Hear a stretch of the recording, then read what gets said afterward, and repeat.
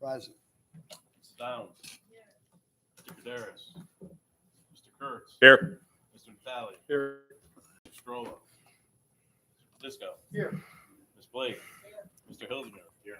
Mr. Selma. Here. We have a quorum. Thank you. Will commission and public please join me in the pledge of allegiance? Pledge allegiance to the flag of the United States of America, and to the republic for which it stands, one nation, under God, indivisible, with liberty and justice for all.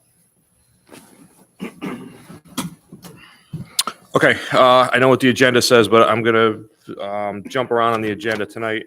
We're going to take first the special permit on behalf of Cheshire Academy because they're our only continued public hearing. Can we hear the call for that, please?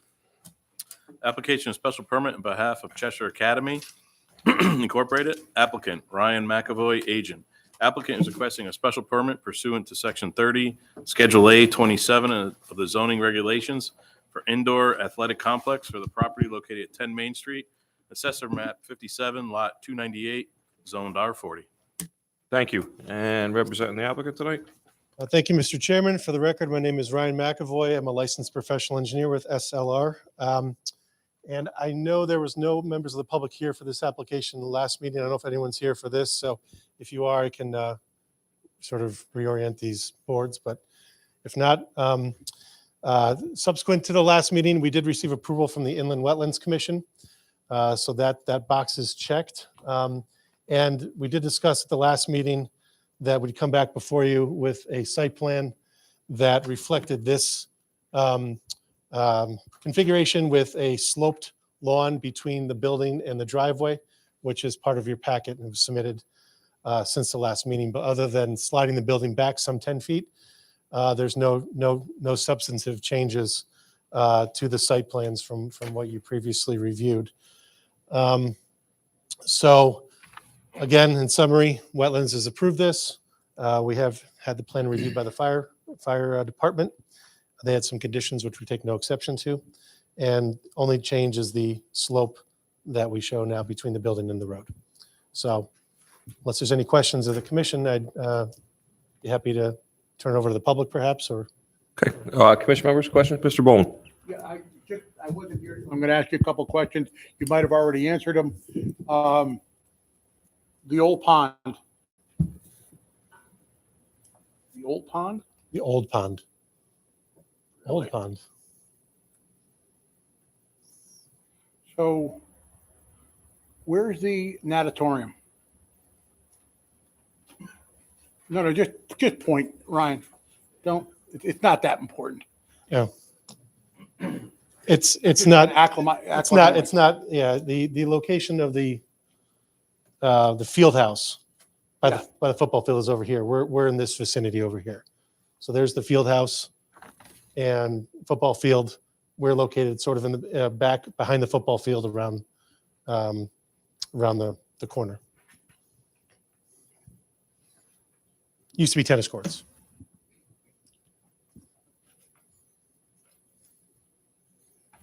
Good. No other questions? No. Any other commission members with questions? Mr. Mercado?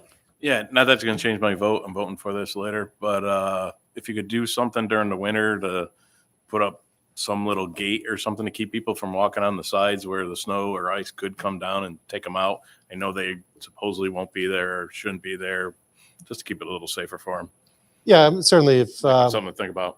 yeah, along this, I think just for the benefit of the commission, we're referring to the paved areas along the north and south face of the building. Certainly there can be cones or chain put up, something to discourage pedestrians from wandering in there when there might be debris sliding down. Any other questions from commissioners? Anyone from the public wishing to ask questions, speak on this application? No? Okay. I'll be closing the public hearing. Thank you. Thank you. Now we're going to jump to number 2. We're going to do the special permit on behalf of Town of Cheshire. Can we hear the call for that, please? Number 7 on our agenda. Sorry. Application for special permit on behalf of the town of Cheshire. Applicant is requesting a special permit for change of use from professional offices to municipal use for the property located at 19 Wallingford Road, Assessors Map 64, Lot 262, Zone C1. Thank you. And representing the applicant for this one? Justin Stone, the Assistant Town Engineer for the Town of Cheshire. Okay. Want to just briefly describe what you want to do here? Recently, the Town of Cheshire has obtained the property of 19 Wallingford Road. The plan that is in your packet is just the engineering department trying to get it up to ADA standards by providing a van accessible ADA stall and some other additional parking as well.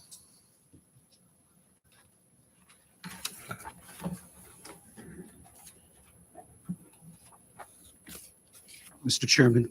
Yeah, how is it a change of use? So it's a change of use because your regs consider the municipal use as a separate use from professional office. Technically, Isn't it's that- still professional office as it was before as the real estate agent Okay. last time. So Okay. it's just a technicality of our regs that we separate the town out from other professional office uses. Okay. Thank you. But the use is not changing. Really, It's no, just because still- it's called a different use. It's, Right. I don't know why we have it that way, but we do. So, commission members, questions? No, anyone from the public wishing to speak on this? No. Okay, thank you. Easy one. All right, and now I'm going to go to number 6, which is the application special permit for Christine Wright, requesting childcare preschool facility for the property located at 2055 Meriden Road. Can we hear the call for that, please? Application for a special permit on behalf of Christine Wright, applicant. Applicant is requesting a special permit for childcare and preschool facility for the property located at 2055 Meriden Road, Assessors Map 7, Lot 23, Zone C3. Thank you. And representing the applicant, need your name and address for the record, please. Yes, I'm Christine Wright. My home address is 96 Hunters Lane in Plantsville. I'm the owner of Bright Start Childcare on Meriden Road in Woolkit.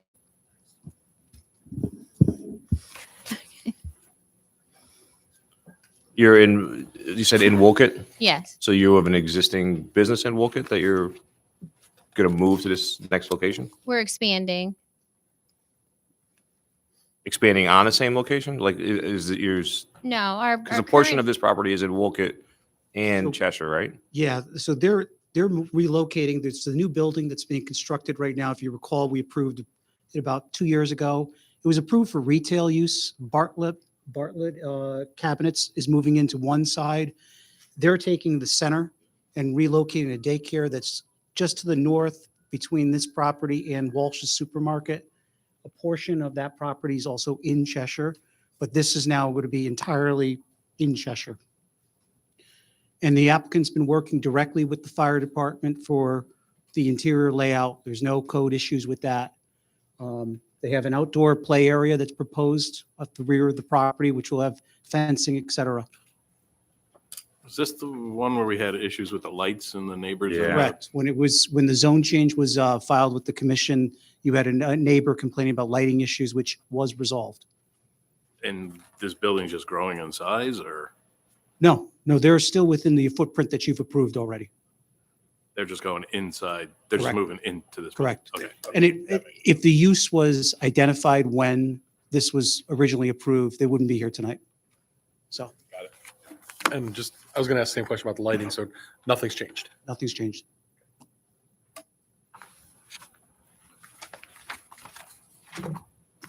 Mr. Tedesco? So, ma'am, what type of facility are you operating or planning to operate? You said it's a daycare center? Yes, a childcare and preschool.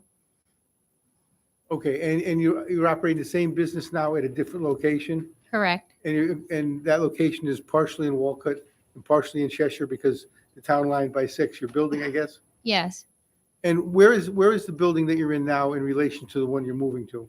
it's right next door. We're in the plaza right next to Walsh's, IGA, and Bartlett's. There's a plaza and Bartlett's over on the other side. So it's on the same property that you're gonna be moving into? No, Well, you said it's right next door. Next door. next door. Yes, it's not the same property. Okay, all right. You're in an adjoining parcel right now. That's correct? Yes, And Michael, what was proposed for the location where the applicant plans to move? It was originally approved as retail. When you approved the building, it was going to be retail. And then they were, if you recall, the applicant at the time wasn't sure about what tenants they were going to attract. So they applied for just retail because they figured they were to try to get retail users. However, they have a different user for that middle space. But Bartlett is still coming into the northern side or left-hand side of the building. So they were moving from another part of the property in there. So you'll have two tenants now in this new building, which is framed. It's up right now. You can take a look at it. Thank you. Thank you. How many children attend the school? According to the square footage, probably about 68 to 70 children. Okay. And there's an outdoor play area. There's no concern with that for neighbors or anything? Well, there might be, but There may be neighbors here, but Yeah. it's not, it's in the southeast corner, nowhere near the rest of the houses. correct. And this is allowed, this zone. That is correct. And the parking in such a number of spaces would be similar between the previous use and this use? There's sufficient parking on site for this use So and the balance of the other uses that are here. and so there's no regulatory issues in it? That's correct. Are there any buses that drop off or pick up and they can turn if there is? Well, the public school buses won't pull into the parking lot. Like I said, we're right next door. They stop on Meriden Road and our teachers go out and meet the bus. Okay, thank you. Any other commission members with questions? Anyone from the public wishing to speak on this? Ask a question, anything? No? Okay. All the comments were in, so we can close this public hearing? Okay, thank you. Thank you. Okay, now we will take 1, 2, 3, 4, and 5 together. If we can hear the call for that, please. Mr. Chairman, I'll be recusing myself. Thank you, Mr. Boland. Number 1, petition for a zone change on behalf of Miller Napolitano Wolf LLC and TriStar Development LLC. Applicants, Anthony Fazoon, agent. Applicants are requesting a zone map change to conform to design parcels are in the Interchange Special Development District, ICSDD, pursuant to Section 45B. Property located at 1973, 1989, and a portion of 2061 Highland Ave. Assessors Map 4, Lot 7, Map 4, Lot 9, and northerly 105, plus or minus of Map 4. Number 2, application for modification approval of interchange special development project on behalf of Regency Centers Acquisition. Mr. Chairman, Did these you, are separate applications. all of them are separate? No, just the first one is under Miller Napolitano applicant. And then we'll take it, Remainder are you're right, Regency. yep. And then we'll do Regency altogether. Okay.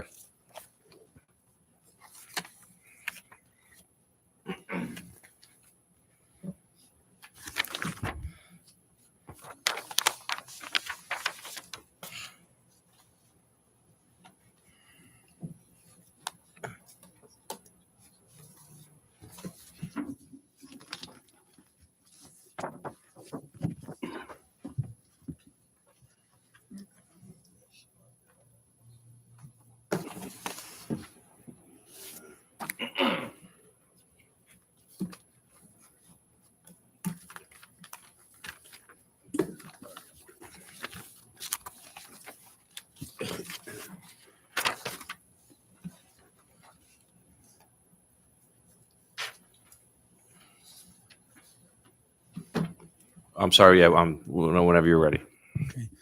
For the record, my name is Anthony Fazzone. I'm an attorney here in Cheshire representing the applicants, Miller Napolitano Wolf and TriStar. They are the owners of property in question. On the board is a copy of the existing Town of Cheshire zoning map. The parcel in question is all the way up at the northern part of the town. It's shown here in a pinkish color. I've passed out a blown up section of that that shows you the property.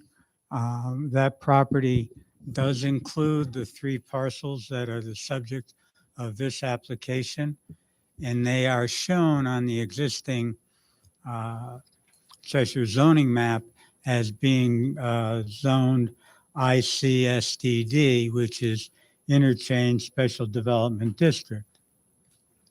That district is governed by Section 45B of the regulations, and the designation in that area, the whole area, dates back to some previous approvals.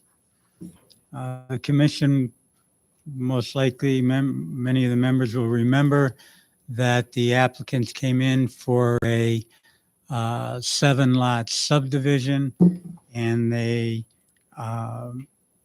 applied for that to be zoned Interchange Special Development District.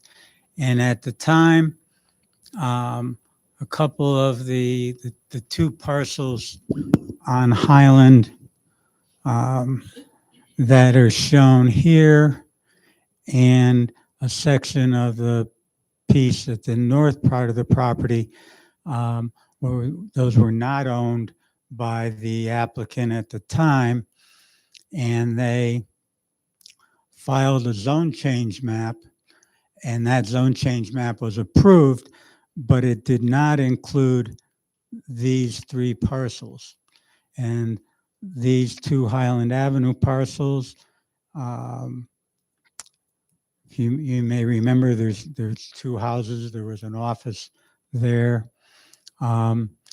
The parcel at the top was the former Drodes property. That is currently owned by Miller Napolitano, and the other 2 parcels are under contract.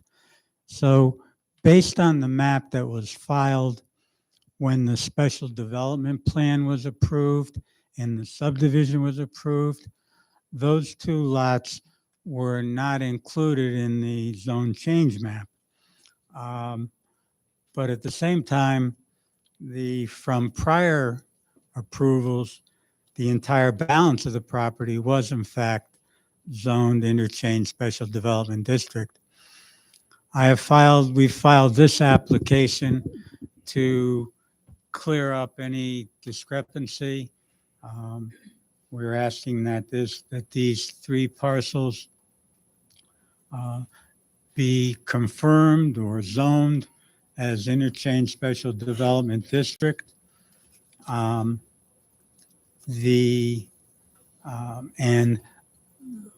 that land, those 3 parcels are involved in the applications that will be before you at the conclusion of this public hearing.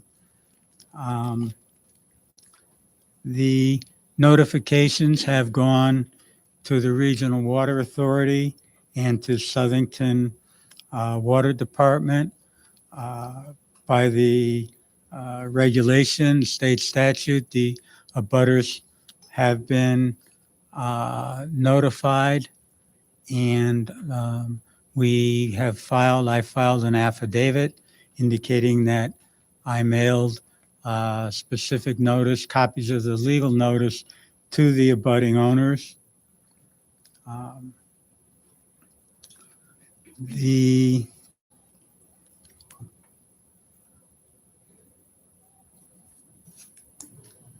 When the commission approved the special development plan, there was a specific finding that these properties that the changing of the zone on these properties was consistent with the 2016 Plan of Conservation and Development. And I would submit that that is true today and would be the basis for your ability to confirm the zoning as ICSDD or simply just change the zone to Interchange Special Development District. the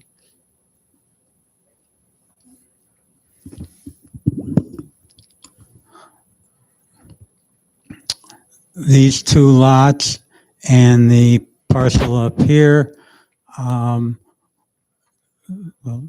the northernmost most parcel has already been merged into Lot 5 in the subdivision, and the two other Highland Avenue parcels will be merged into Lot 5. Again, subject to the applications that are before you as subsequent matters on your agenda this evening. This is a blow up of what exists right now? Yes. and They're in there right now. They are in there. And they've never, that originally goes back a ways, and they've never been removed from it. It's just that probably through oversight, when I filed for the first special development plan under the 7-lot subdivision, those lots were not included in that application. Let me just finish this one first. These lots are definitely not in the ICSDD So or whatever. it's kind of a CSDD. it's kind of a housekeeping issue. So you have, what Attorney Fazzone shows you is the zone change map that was originally approved, which did not include those since they weren't in the common ownership. But when the commission approved it, everything was updated. So they're there tonight. They had one or two options: either come and get an opinion from you to say, is it in this ICSDD zone or is it not? They've elected to file the conservative route, filing an application with you just to confirm those are 3 parcels, or as identified in the map on the board here, are in that zoning district. It's just, like I said, housekeeping. There's nothing substantially changing. So my question to you would be, do you think they're in there or do you not think they're in there? They're in, I would say they're in there. So is it just a recommendation we would give them, or is this we're going to vote to We're put it in cleaning- We're again? cleaning the record. The record, this should have been cleaned before, but like Attorney Fazzone said, when they first applied for the zone change, if the applicant held title to all those properties, it would have been part of that application. I So think that's- for our purposes, it would be better to grant the zone change under this application. I forgot to mention, where I've pointed out in the orange reddish line, all of this is ICSDD. All of this is what you're seeing on the sheet that I passed out. But from our point of view, so that there's no confusion, it would be best to have this application for a zone change granted by the commission. But is the pink from GIS or is it on a map or something that we changed Oh, I'm sorry. and is in there? That's from the GIS. That's also based on, those changes to those map are based on actions of the commission. So at some point that was changed, but what that map there was actually what was filed in the land records. So it's just like I said, you already said it was to be all part of the zoning district. Pardon me? What's filed? What map is filed? The application that you originally applied for. The map that I'm filing for this application, No, previous. it included all of this. When the WS development stuff came through, they came through on the same section of the zoning regulations, and they changed all of that. When we came in for the 7-lot subdivision and the special development plan, the special development plan showed everything, but the applicant here tonight did not Right. either have a contract or own that parcel. This is the official Cheshire zoning map, and it shows it all as ICSDD. I just think that when we came in before, someone could interpret that we took these out, and we would just prefer to just have you grant the application and it just confirms what's up here. Mr. Natale. Just to confirm it for me, so that's where the old State Farm office was? Yes, one of them, one of the lots here. I don't know which one. Okay, makes sense. Thanks.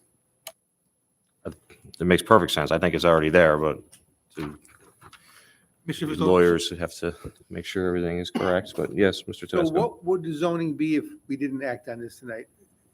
I mean, I know arguably it's the ISDD anyway, but what was the underlying zone The before that? underlying zone is interchange zone. As opposed to interchange special development district? In the interchange special development district, when you created that, you created more flexibility in Right. in different uses. Special regulations apply. Okay. Any other Mr. Picado? And for Mike, and doing this doesn't affect anything either way, even if it was blatantly in it already. It's just a duplicate. Yeah, like I said earlier, it's a housekeeping matter. Anyone from the public wishing to speak on this? No? Okay. I'm going to close this public hearing. Now we can take 2, 3, 4, and 5. Number 2, application or modification approval of interchange special development project on behalf of Regency Centers Acquisition applicant. Anthony Fazzone, agent. Applicant is requesting modification and approval of interchange special development project for mixed-use development for the property located at 2061 Highland Ave and adjacent parcels 1973, 1989 Highland Ave on Assessor's Map 4, Lot 4, 7, and 9, and Assessor's Map 3, Parcel 58. See Lot 5 and 6, and lots identified as expansion land lots on Map 4871, filed in the Town Clerk's Office, zoned ICSDD. 3, application for modification of special permit on behalf of Regency Centers Acquisition.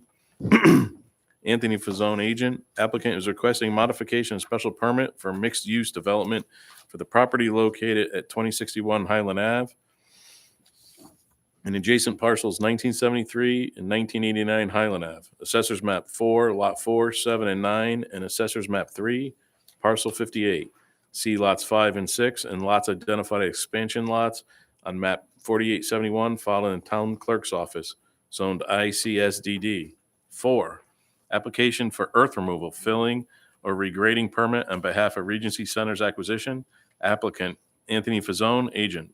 Applicant is requesting permit pursuant to Section 25 of the zoning regulations for earth removal, filling, or regrading for the property located at 2061 Highland Ave and adjacent parcels 1973 and 1989 Highland Ave. Assessor's Map 4, Lot 4, 7, and 9, Map 3, Parcel 58. See lots 5 and 6 on Map 4871, filed in Town Clerk's Office, zoned ICSDD. 5, petition for a zone text amendment on behalf of Regency Centers Acquisition. Applicant, Anthony Fazzone, agent. Applicant is requesting an amendment to special ICSDD regulations section 4 signs. 6, application for special permit on behalf of Christine Wright, applicant. No. That's it. Oh, yeah. Just 6. Yep. I represent the applicant, please.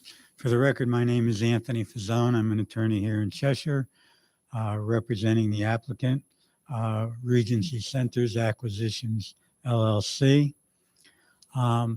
Taking all together, these are applications for modification of an interchange special development project on lots 5 and 6 of the Stonebridge Crossing subdivision. There were previous approvals granted by this commission on March 13th, 2023, and our application tonight is pursuant to Section 45B.5 of the zoning regulations. The way the regulations read, we have an application for the special development project. The regulations say that's to be treated as a special permit, so we have filed a special permit application to coincide with the special development project. And also, I believe there are some minor changes, but there is an existing earth removal permit with waivers, and those are in effect, and those are the blanket of things that we are seeking to modify with these applications this evening. I would request that the commission make the record of the March 13th, 2023 approvals part of the record for these applications. In addition to the special permit and the regrading and the special development, we also have a zone text change amendment that we filed. That amendment applies to the special regulations that are in effect for the Stonebridge Crossing special development plan. And the regulation that we're seeking applies to signs within this particular special development project.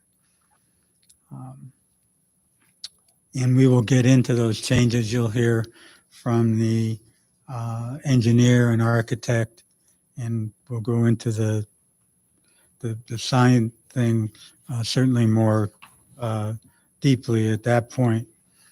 On September 19th, the Inland Wetlands and Watercourses Commission determined that a new wetlands permit was not necessary for this site. There are no wetlands on the site, nor are there any upland review areas on the site. The wetlands that are associated with the 10 Mile River, those permits were previously granted by the Wetlands Commission and are still in full force and effect. I did want to confirm that the commission has received the letter from the Wetlands Commission indicating that the approval was granted and that it is part of the record of this commission. Part of the. Yeah, it was in our packet.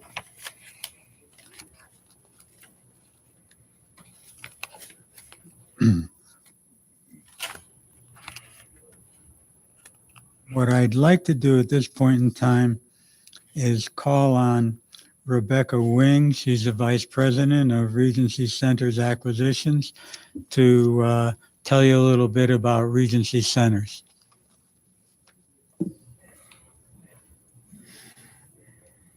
Good evening, Mr. Chair and members of the commission. So as Anthony said, I'm Rebecca Wing, Vice President Investments for Regency Centers. I'm definitely going to leave the technical presentation to our consultants who are the same team that you've been hearing from with the previous owner. So hopefully there's some familiar faces there, but I know we're new in town. So I just wanted to take a minute or two and tell you who we are. So for those who don't know, Regency Centers is a publicly traded company.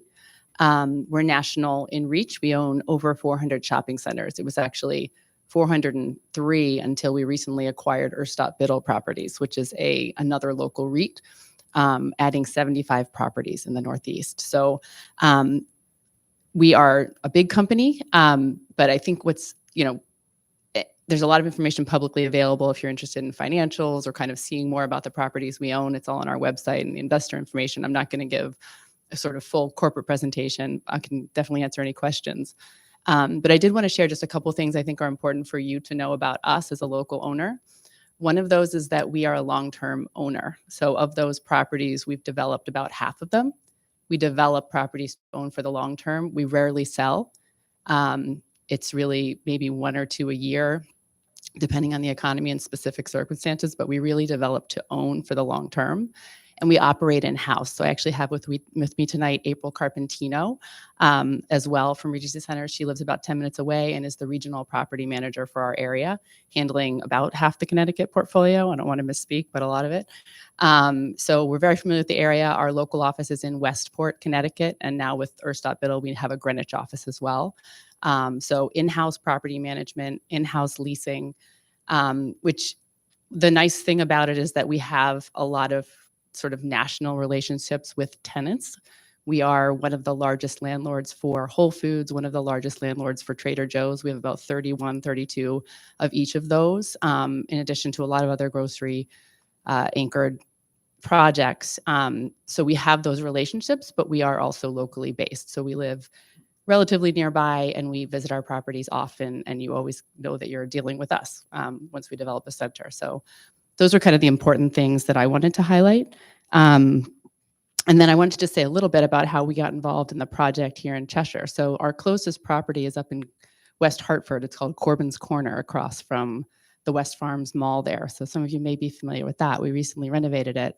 As I said, we live kind of nearby. We know the intersection, obviously. And when Mr. Bowman got pretty far along with the development approvals that he's already got in place, we were introduced by a local, a friend in the industry that both of us have worked with for a long time.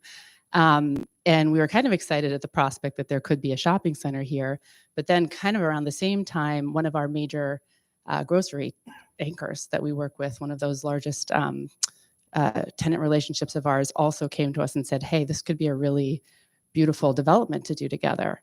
And the more we got to kind of pay attention to the market, it seemed like this was a very unique opportunity to do something that's really Main Street. It's on the Main Street of Cheshire. It, I think, will be a crown of kind of Route 10, but it's also obviously in a great location off the slip lane where I think we can really pull with the right mix of merchandising from a lot of the neighboring towns, which will really help keep it vibrant. So long story short, we're very excited to be here. I don't want to take too much time tonight, but I'm here to answer any questions, and we're very excited to be here. Yes. Thank you, Mr. Dawson. How long would a project like that take for you to build out? So the goal for this one would be that the major tenants are open in about 2 years. So we hope to, with the approvals this fall, be able to begin work in the winter, and then really full-scale construction in the spring. From then, it's about a year to deliver to our major tenant, and then we aim to get everybody open by the fall, before the holidays, at the same time as that grocer. So basically, I'm sure you have other tenants lined up. We do, and I'm not at liberty to share names, but we do have a lot of interest. And you'll see some of the changes on the plan just relate to the amount of interest that we have and the type of interest that we have. I'm very excited about it, but my thoughts are, just want to make sure that this big project comes in and then fades away. You know. No, absolutely. So I think one of the important things that we do is we do vet through those relationships that are very extensive in the industry, the level of interest prior to going all in on something. And we self-finance, so we're not looking for financing either. So once we're in, and we're all in the same boat, wanting to get everything open and operating. Well, your history was good when you started off, because that answered most of what I wanted to know. When you said what you managed and so forth. Great. That's a very successful mall. And so we're excited about this project. At least I am as a commissioner. We see them come, application, and then disappear. So I'm happy that Mr. Bowman got it this far, and I'm excited about it. I think it's going to be great for the north end of Cheshire, for everybody, you know. So thank you. Thank you. It's good to hear. So what are you proposing tonight specifically that we're excited about? Maybe Mr. Fazon wants to answer. We're proposing a specific development tonight. Oh, may I let you answer the detailed questions about what we changed? Yeah. There is an approval already for this site. Regency has declared interest in buying the site, and based on their discussions with tenants, they would like to see some changes to the application, including adding a little more square footage to the site. And that's what you're being asked to approve now, are those revisions based somewhat primarily on Regency's experience and in the industry, and being able to attract more tenants. So the uses aren't being changed by anything you're asking for tonight? No, the use mix, it's a mixed-use development. You, restaurants and retail primarily, grocery store. And assuming there was approval tonight, those would be the same uses that would exist? The same uses that were proposed in the approved site are being proposed to go into the center. You may remember there is a special development plan. It's a colored map showing the 7 lots on the site and designating what uses would be in that site, in the different sites. You've already approved a gas station and convenience store. You've approved, I think it's a 300-unit apartment complex. And you did approve a fairly good sized retail and restaurant project on lots 5 and 6, and that's what we're seeking to modify. Thank you.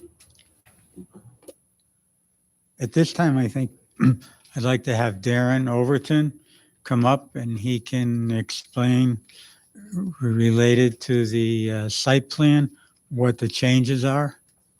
That would be great.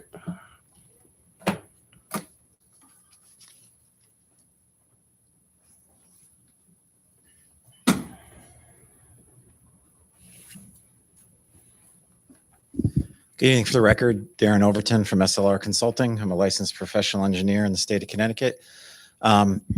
So my presentation will be relatively brief, and that's mainly because, as you can see from the plans, it probably look very similar to the last ones that came before you. There's not a lot that's changed, but there were some substantive changes. The lot itself has not changed. Still the same 21.5 acres we've been looking at. Still the same lot configuration with the combinations of lots 5 and 6 and the additional lots that were added in, the land swap with lot 4. So the lot configuration and the land area has not changed from the prior application. We did change some of the grading, adjust some of the buildings. I'll go into that in a little bit more detail in a minute, but I want to go through the 3 waivers for the earth removal and regrading. So we had requested waivers of 25.3.3, 25.5.3, 25.5.9, and 25.5.11. So the first one is regarding disturbing more than 5 acres. So with a project like this, where you have a long continuous building, where you have changing grades across the site, it's very difficult to do the earthwork in 5-acre increments. So we requested a waiver of that because really for the contractor to be able to do their work effectively and do it quickly to try and meet the development schedule and the opening, as Rebecca had mentioned, that's planned, we need to be able to move more than 5 acres, disturb more than 5 acres at a time as part of the earthwork. So the same waiver we had requested before, and that's the kind of the same reasoning behind it. In order to grade this site and create a pad and create a reasonably graded parking area with handicap accessibility, et cetera, and balance out the earthwork so we're not trucking a lot of material on or off the site, we need to lower this site below the grade on Route 10. And so in 25.5.9, it talks about if you do that adjacent to a roadway or a property, you need to basically make sure that you're not damaging that property. So in the grading that's out along Route 10, we're dropping it down below the road within 50 feet of the roadway. And as part of that grading, we're not going to create any substantial risk to the roadway itself. That cut is not going to be next to any of the neighboring properties, but it's going to be along the Route 10 right-of-way, which is a DOT right-of-way. These plans have been reviewed by DOT and approved. So in that approval, they saw that there was no detriment to us lowering the grade. There's certain criteria we need to meet for shoulders, lane widths, and things like that, and grades off of the shoulders to meet the DOT standards, and we've done that. So in requesting that waiver, we believe there is no harm in creating those cuts adjacent to the roadway. And then item 11, we anticipate there's going to be cuts greater than 10 feet on the site, but that there's no need for the contractor to create steep cuts where they would need to take into the safety considerations that are listed under 25.5.11. We believe those can be graded at 2-to-1, or the lifts and the cuts can be less than 10 feet. So the contractor can still move earthwork effectively without needing that additional safety mechanisms that are listed. So that's why we've requested a waiver for that. And again, there's similar waivers and similar reasons that were approved previously as part of the prior application. So I'm just going to show you the development plan here quickly. So this is the new development plan. It's, like I said, very similar to what was proposed before. If I put the two of them side by side from the old plan, you probably wouldn't notice much of a difference. The square footage did increase. The proposed square footage is 151,755 square feet. That went up by about 15,000 square feet from what was proposed previously. As Anthony mentioned, it's still a mix of retail and restaurant uses on the site. Because the square footage went up, we did increase the parking as well. The required amount of parking for the property at 200, one space for every 200 square feet of retail would be 759.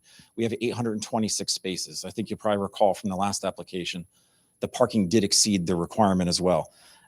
As part of that, we have to meet accessibility requirements. The accessibility standards are 2%. That would be 16 spaces. We actually have 26 accessible spaces shown on here.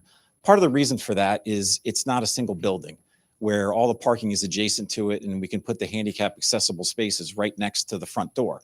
We have several front doors here. So in spreading out the accessible spaces across the site, we end up kind of needing more than what the ADA laws require. So we have a few more than what's required. Still the same configuration with the access roads. We still have a northern entrance here. North is on the right of the plan, a northern entrance off of Route 10. We have the right in, right out that was proposed previously. And then we have the two curb cuts off of Stonebridge Court. So the access and circulation for the traffic, which Dave Sullivan from our office is here to talk about a traffic letter that was also submitted, updating the traffic counts regarding the change in square footage, et cetera. But the traffic circulation, the truck routes are still the same. So you're probably wondering what's changed. I've tried to put together a relatively simple graphic. I'm not sure how well you can see it from this distance, but what we have here is the background existing aerial. We have the new proposed development that's outlined in black with the building shaded in gray. So all of the new layout is shown in the black and the gray. The red is what was the old layout, the previously permitted plan. So you can see here, this building that was located here, kind of fronting out on Stonebridge Court, we've actually pulled it up into the corner here. So it's out along the frontage of Route 10. The orientation of this building is same size, essentially footprint. It rotated 90 degrees to better suit some of the tenants that Regency is considering for the site. There was an out parcel added in the middle. Configuration of these two out parcels, very similar. Square footage actually got smaller on this one, a little bit bigger on this one. You can see the storefront along the long main building was relatively straight line, a few minor jogs. We've actually put more offsets into that building now. Again, understanding more about what the tenants are going to be there and what Regency as a developer wants to see. There's more offsets in that building. You'll see the shape of the units. Again, tenant-driven changes to the plan that show an actual footprint that we expect the tenant, it's closer to what the tenant is actually going to demand as part of this project. So this part of the building shifted back. We actually created some employee parking behind the main tenants here, which are in the center of the building. The largest spaces are in the center. We actually created some convenient parking in back so that employees can park behind the building and leave, more of the spaces out front available for the customers. The red line in back here was the TOA slope. We have a fill in back here and a slope coming down matching into existing. The red, again, is the old line. The yellow is the new line. So because this building shifted back, a little bit of a change in the TOA slope there. Here we have a much longer loading dock area where the grade is 4 feet below the finished floor. So that we've lowered the grade here. That allows us to pull some of this line back. So the TOA slope came in some areas. It went back in a few areas. We end up having essentially the same amount of disturbed areas we had on the previous plan We have a little bit more, because of the increased parking, a little bit more impervious area. The stormwater basin in back, we simply provide a little bit more volume in there to add the water quality to be able to treat that additional impervious. So those are the substantive changes. If you have any questions in regard to the plan, I'd be happy to answer them now. Or next, I'll have Dave Sullivan come up and talk about the traffic letter. Did you have the town engineer? Did he go over this? I believe we received a letter today that he reviewed it and had no comments. Had no comment. Correct. With the parking in the back, there's still no access to the front. So if regular population goes back there, they can't walk to the front. That was a concern for safety. They can only go in through doors that they have access to into the whatever Right, companies those are would there. only be service doors behind the building. So there's no way that you can go from the back to the front. The only opportunity to do that would be in the plaza area here, and it's really not a comfortable and convenient way to walk through because you'd be going through the service area of the grocer. I thought that was gated off at one point, that you couldn't get through. I just don't remember, but I think know we there may was have talked issues about with, putting a restricted so people couldn't walk through there. Yeah. and then the standalone buildings, they're not any closer to Route 10. They're the same location. I know one turned. Yeah, this one might be about 5 feet closer. This one might be about 5 feet back. That one rotated. So yeah, there's not really very little change as far as how close they are to Route 10. Okay, thank you. Any other commission members?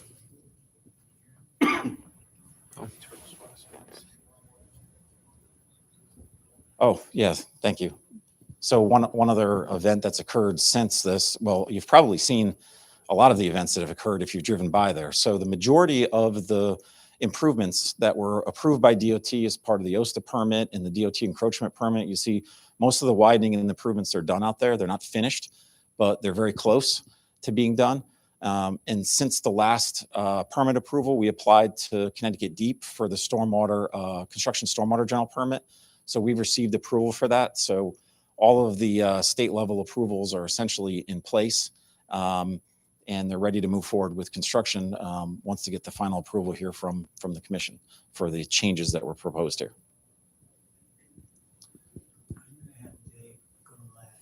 Okay, so if there's no more questions for me, I'll turn it back to Anthony. Thank you. At this point, I'd like to have Tom Scott come up and talk about the architecture and the signage.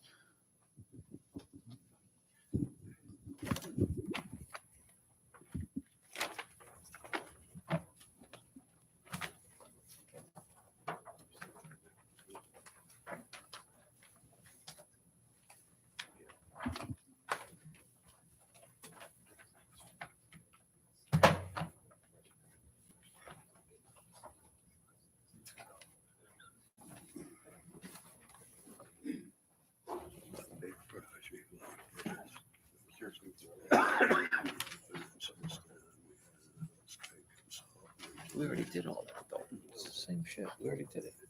We did? Yeah, we approved all this before. No. They're just a little changes. Yeah, but not the changes right here.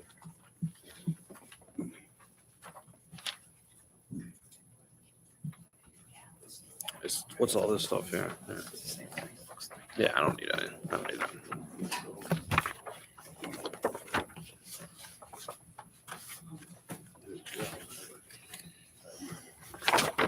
All the questions I get answered. The same thing, right? Yeah, the same thing. Yeah.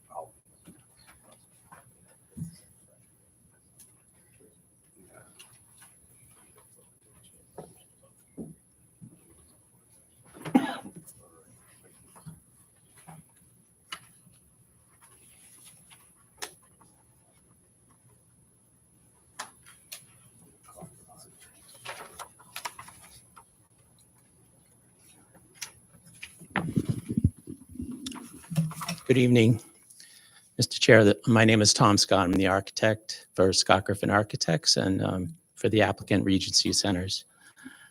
I'm going to start with the Market building because I think that particular building is the catalyst for the center. It's the major anchor tenant for the center, and we went through a fairly significant real estate review process with a particular market, and they really drove some of the changes that were made to the architecture, and then we took that element and kind of used that as a basis for some of the other changes that we made throughout some of the other buildings in the center.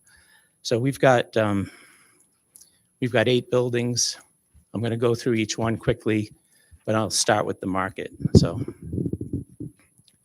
it's a little crooked.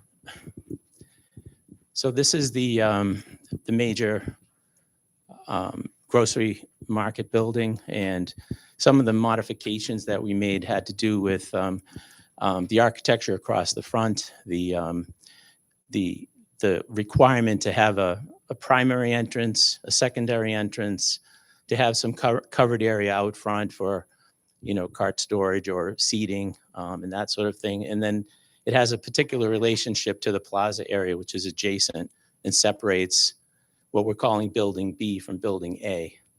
So we've kind of named all the buildings now A, B, C through H, I think. And this particular one is Building B. All of the architectural elements are reflective of material changes as well. We've introduced some wood, natural wood elements on the facade. We've introduced a mansard element across the center section of the building. We've stepped the building a little bit forward and back to create some interest in the building. And I think is a significant improvement to the previous design. The previous design was a schematic design. We really didn't have a specific tenant that we were pitching to, but now we know who this particular tenant might be. So we've had, like I said, a very extensive process to get to this point.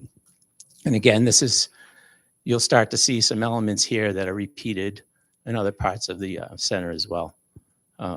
So the major entrance, minor entrance, some modifications to the windows, materials, vertical wood siding, board and batten siding, some stucco elements and board and batten siding as well here with wood trimmed canopies over the entrances.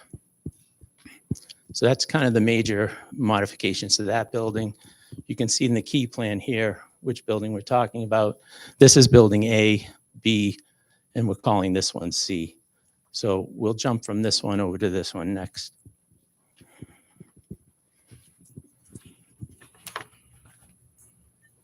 Yeah, this one, that one, and that one.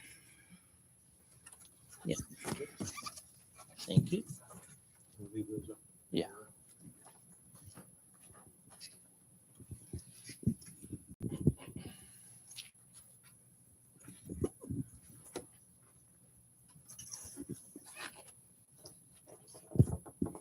This is Building A. This particular building has a restaurant element on the end here with potential some outdoor dining. And you can see we took one of the elements from the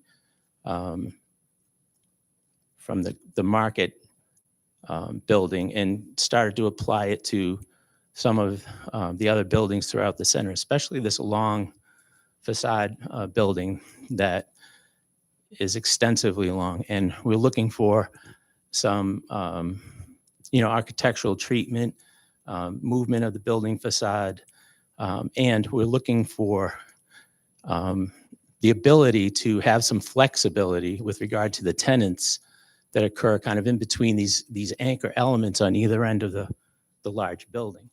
And the previous design had some like a cascade of gable elements across the front.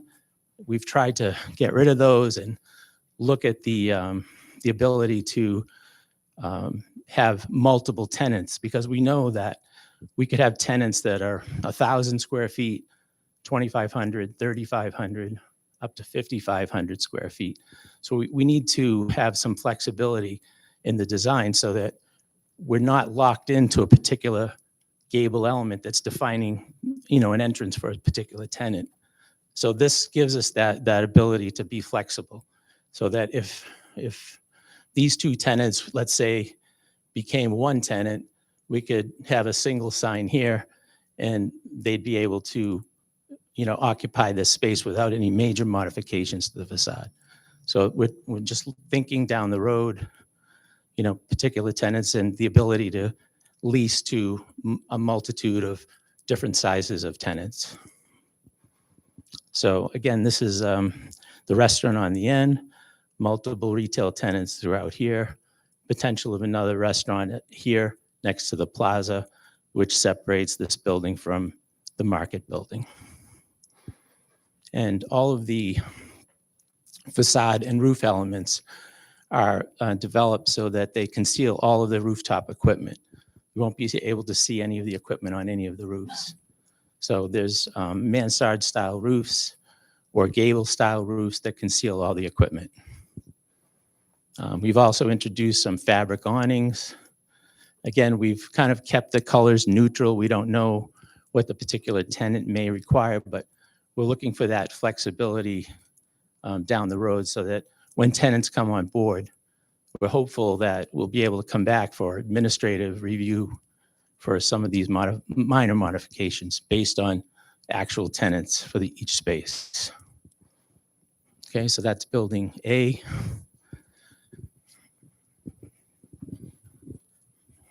This one, that one.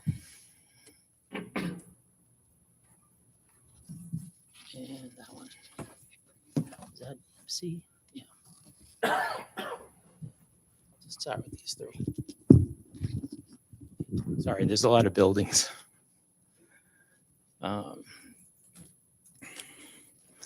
This is building C. This is the building that had a modification. Originally, it had a junior anchor tenant, a single junior anchor tenant, and now there are two junior anchor tenants. As you can see on the site plan, we have the major grocery tenant here, and then two junior anchor tenants here, and then again, multiple smaller tenants for the balance of the building. So these represent larger junior anchor style tenants. We're looking for some flexibility on materials, color, and texture along these facades, so that depending on who the tenant is that comes along, we'll have the ability to come back for a minor administrative modification to make those changes. So we wanted to show you that there could be some tenants who come along that are going to require their brand or their color on the building. So we're just kind of throwing it out there and making sure you're aware that this may happen. So you can see kind of along the front here, the junior tenant here with the vertical siding, a little bit of stone for this particular one.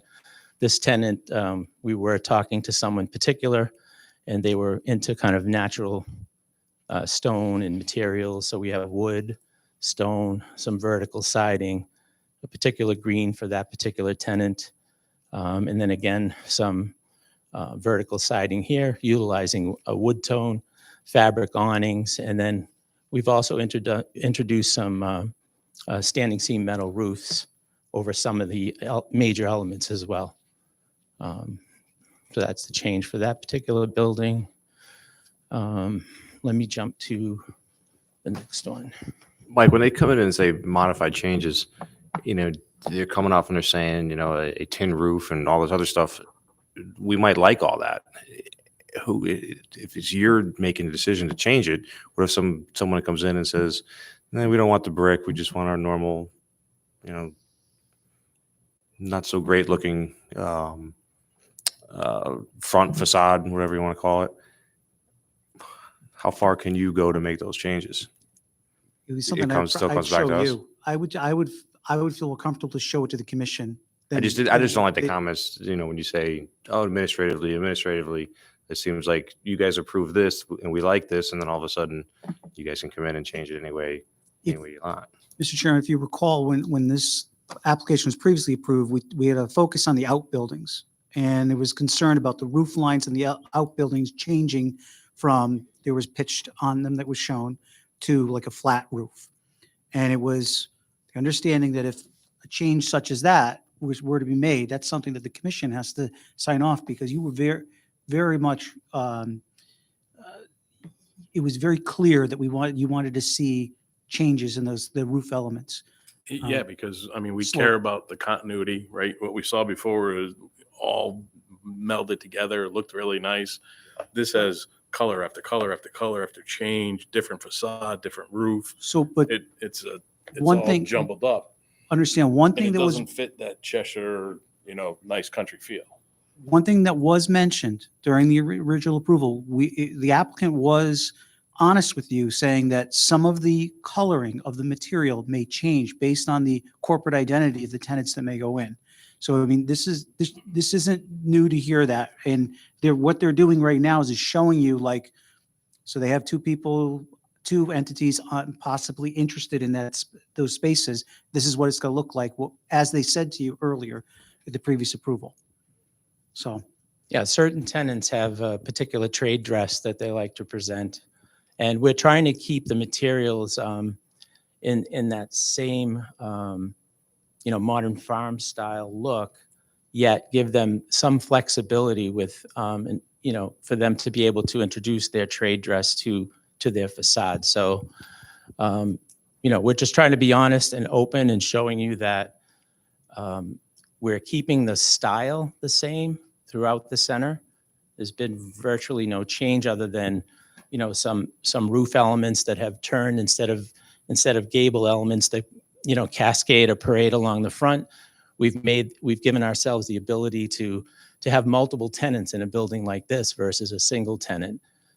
So until we know what the real tenant mix is, it's hard to say specifically what every single facade is going to look like. We're guessing at some of them, but some of them we know who they're intending to put in these locations. So it's easy for us to kind of depict who that tenant is and what their trade dress is. But in some instances, we're trying to keep in the format of the architectural style throughout the center. So, the center is kind of evolving. We went from what was a very schematic, basic design to now a tenant-driven solution for the property. So, we're just looking for some flexibility.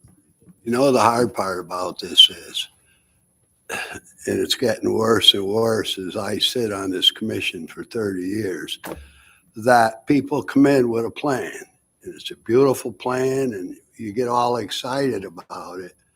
And then little by little, they come in, they change this, they change that, they change this, and before you know it, they're back where they wanted to be, but I'm not where I want to be. Yeah. So I'll tell you the truth, I'm going to abstain from voting from this, but I want everybody to know why too, because this project was set out to be a beautiful project, and I'm sure it would be. And I think the name behind that project meant a lot to me, because I know what Cheshire means to the applicant.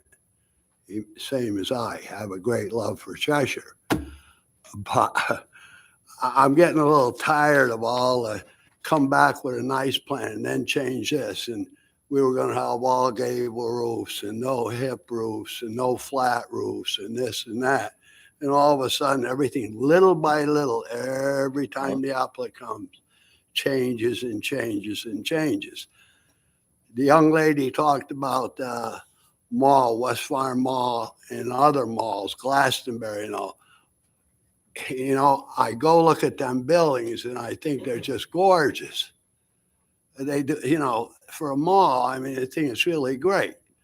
And I have high hopes for this too. And it seems to me that we're start off with a beautiful picture frame and it ends up changing and changing and changing, you know. So Well, we're trying I'm to. just giving you my feelings.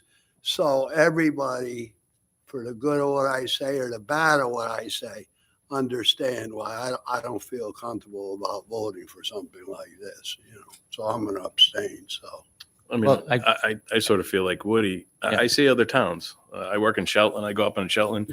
There's a ton of new buildings up there, and they all look the same. And it doesn't matter what tenant's coming in there. They're not kowtowing to the tenant and having fluorescent colors and yellows and orange and bright greens and all this. Those tenants still go in there. They want to be in this town. They don't have to have bright green fronts and browns and every other color and every other facade thrown out there. We want that continuity. We want that farmhouse look. Mhm. You know, lit up signs like that. It doesn't belong on here. It belongs on a Queen Street, a Route 5 in Wallingford. I really don't want that in Cheshire. I don't think most of the people in Cheshire don't like that. We have a problem with a building that someone built beyond what they're supposed to build, and there's an issue with that because it doesn't fit into this town and where it is. I see a lot of those changes. I know you mentioned you got rid of some of the gables so that you can have a long straight roof because you don't know what tenants and you're going to switch around. When you say switch around, does that mean from the time they go in, or if a couple tenants leave, you're going to knock down walls and move doors and move the front facade to make it bigger because you combined them? Or Yes, is this a permanent absolutely. thing? Yeah, we don't know until we have a true tenant mix. But I mean, once the tenant's in, yeah, are you saying that this can change 10 years from now? A couple tenants go out and now we're well, going if to two change the tenants colors go and out the and facades one again? tenant wants to come in and take their place, then obviously we take down a demising wall, we modify the facade. But I think Regency is committed to the style, the modern farmhouse style look. I mean, I don't think we're changing. And I think maybe you're getting too hung up on the colors, and, you know, we can definitely kind of whitewash this a little bit more and mute down the colors if that is what is offensive. But I think the architectural style is still within that modern farmhouse style. Yeah, sure. Mhm. Okay, thank you. Yes, so I think I can help address some of the concerns, and it's, oh, I'm sorry, Rebecca Wing, Regency Centers again. It's good to hear the feedback, and I think what I'm hearing is a reaction to the colors in particular, and the roof line. So just, okay. So the, People come in, they have their signs, this color and this one, and that's in every mall. And I understand that. But, okay. Basic structure. Okay, so if I could, I'll just address the color first, and then I'll talk about the roof line and the lighting, if that's okay. So when it comes to the color, and I think with that was sort of the concern about tenant branding and how that might take over the facade. We generally work very hard with the architect to create a cohesive architecture, and we really push tenants to fit within that and to mold their brand as much as possible. You know, Ulta has a color and they have a brand, but they do change from center to center, right? And same for Whole Foods and a lot of the nationals. So we do actively negotiate with them and try to keep them in the style of the center. So, you know, the tenant whose trade color is green doesn't necessarily have to have a green facade. If there's a strong reaction to that, it could be a green awning, it could be green lettering, that can be toned down. But to focus specifically on those two, those are our junior anchors. So those are the very large spaces. They're 18 to 22,000 square feet. They do have a larger say generally in what their facade looks like. If you think about how the junior anchors in that category tend to look, it's pretty specific. They can be pushed and pulled, but only so far because they have a lot of clout. On this inline shops, the smaller shops, we really do try to limit their brand presence to their signage. So we wouldn't expect to come in and make any changes to the facade without coming to you for approval. That really goes for any of the spaces, but certainly for the inline shops, those aren't just constantly changing. What we are looking for with the roof line is just the flexibility, even day one, to be able to kind of have those walls between them fall where they may and have them work with the roof and the facade. So that's hard to do when you have this kind of row of mansard roofs as we had before. It kind of creates a hierarchy that's hard for us to work with. So I would appreciate it if we can keep the flexibility in the roof line that we've created. And then the third piece, just on lighting, I do have an example. I have a book of examples I can hand out that kind of shows the different lighting we've done at centers. A lot of them do have the individually lit self-illuminated letters. I see a lot of centers in Cheshire as well that have those already, and I have some examples that we think look nice, but I've also proposed an alternate. And we've talked with our team about reverse halo lighting, where the lights, the signs themselves are not lit. The letters are just dark. By day, you don't see any light, but at night, there's sort of a glow around them that's cast back on the building and not coming from the sign. That's something we've done, and I have some examples here from Westport Row, where we recently renovated it and did that type of lighting. It looks really nice by day and very gentle light by night. That's something that retailers are generally willing to accept.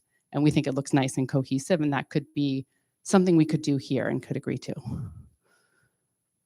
Yeah, I agree with the reverse halo, the gooseneck, something like that is nice. Not the lit up letters though. Okay. And we could do, goosenecks don't tend to, a lot of the national retailers don't want them over the sign, but we can do them over awnings. And that's something we've done at our Trader Joe's Center in Westport. If you look at, I don't know if I have a good picture in there, but the Trader Joe's sign is actually illuminated, but then there are just goosenecks over the awning. I can provide a photo if we don't have one. Yeah. I only have this example of the halo lit letters, which I can pass out to the board. Yep. The zoning regulation allowed for the internally illuminated face lit letters, which is what we show. But we heard the comment that the halo lit letters would be something preferred. So we prepared this, this exhibit to show you what that would look like. And Regency has agreed that they'd be willing to go to the halo lit letters for signage. Yeah.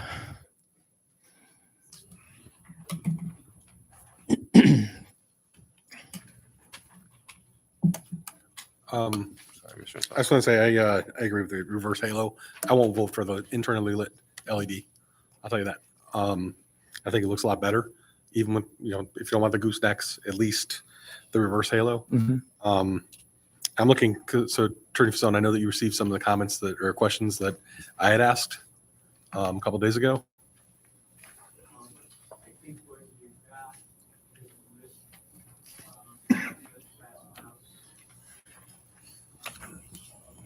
Microphone.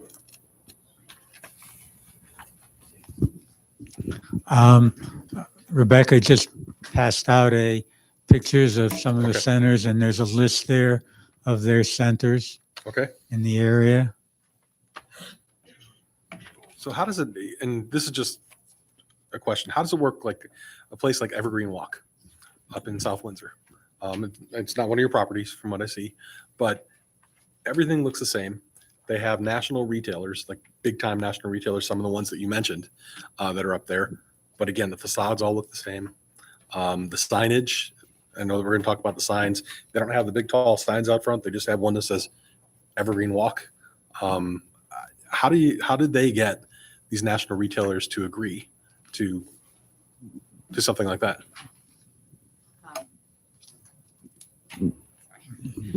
I will say, that isn't our center, so I'm not as familiar with it, but the signage that is shown in the package, as far as the tall signs, was already previously approved.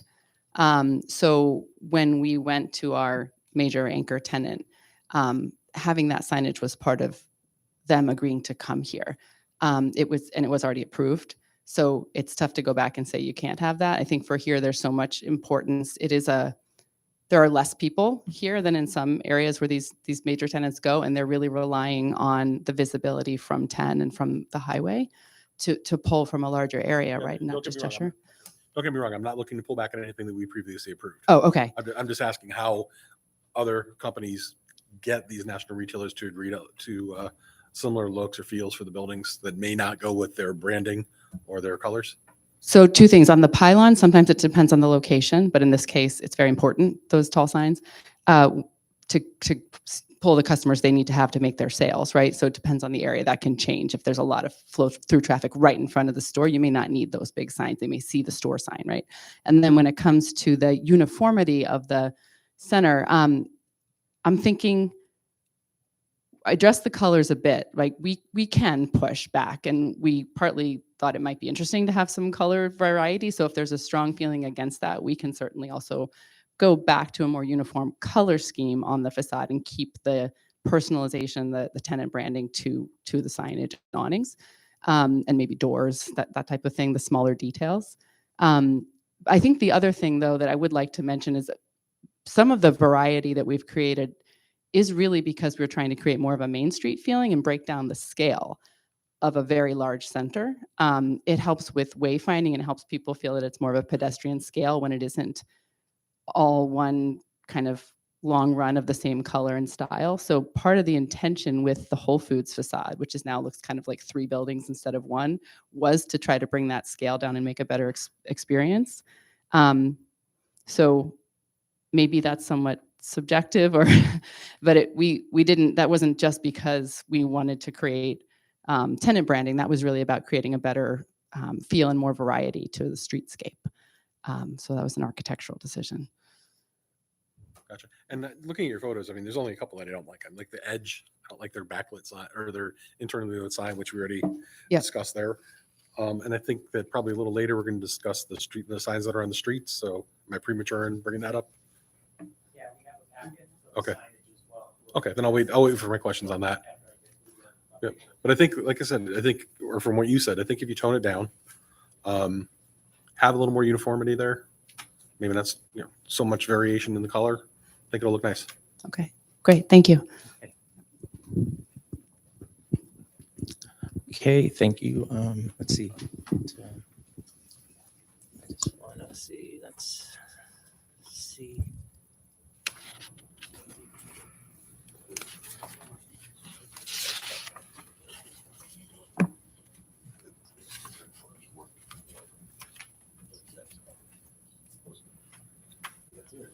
This looks so much better.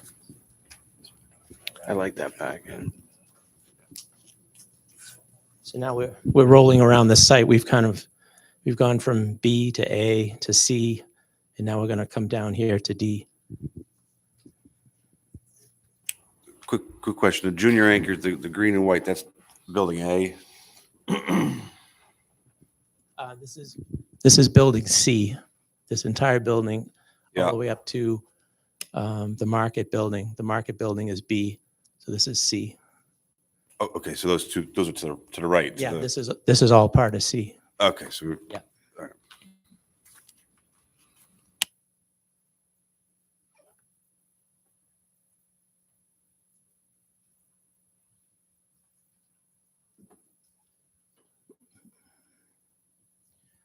So this is building D, this one in the corner here. We do have a particular tenant that's interested in this space right here. So we're gearing our design for that tenant, which has a drive-through pickup window and an outdoor seating area just outside their space.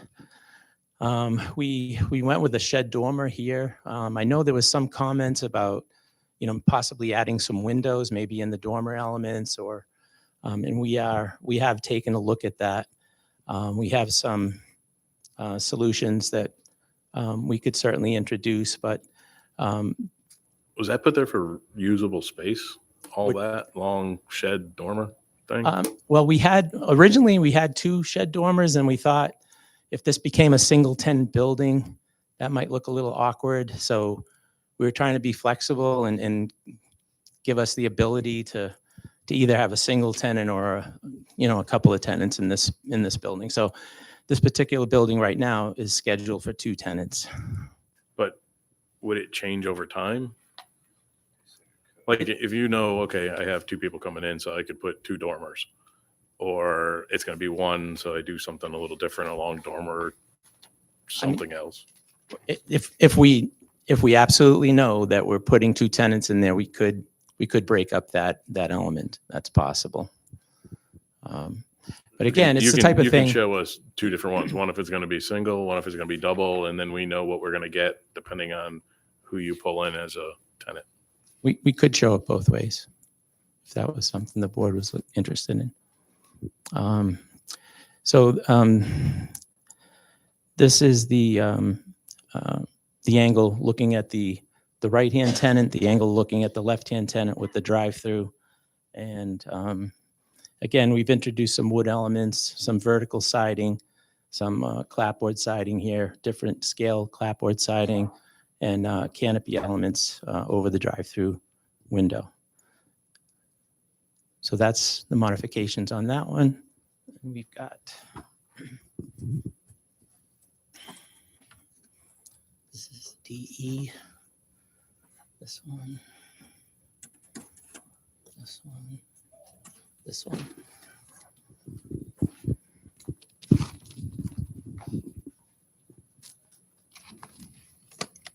So that's just added for signage.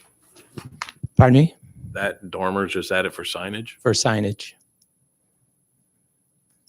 And an architectural treatment. You know, we're trying to break up the scale a bit. This is the building 15, or building E, actually, which is this building here. This building also has a drive-through on the right side of the north side of the building, and then a retail space on the left side. So the entry facade is this facade with something similar to what you were just saying for the other building, two specific shed dormers.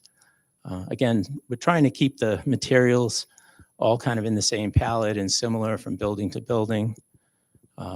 So we've got the different scale clapboard elements, the wood treatment, some column pilasters that go up to the eave of the roof that extend through and become the dormer elements above that house the signage for the building.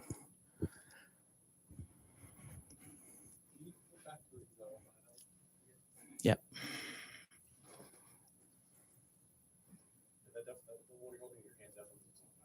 You like that one better? Okay.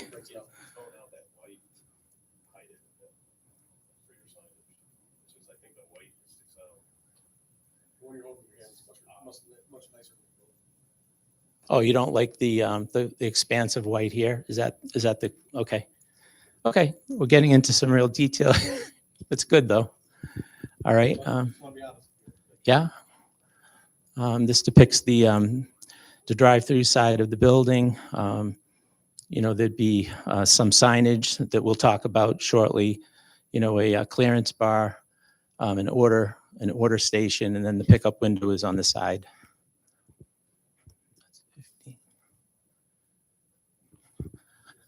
Okay, next one, 16, 17.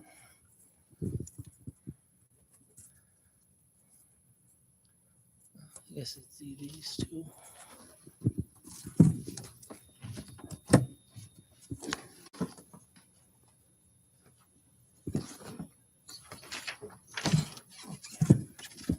Sorry, there's so many buildings. This is building 17, which is our building F.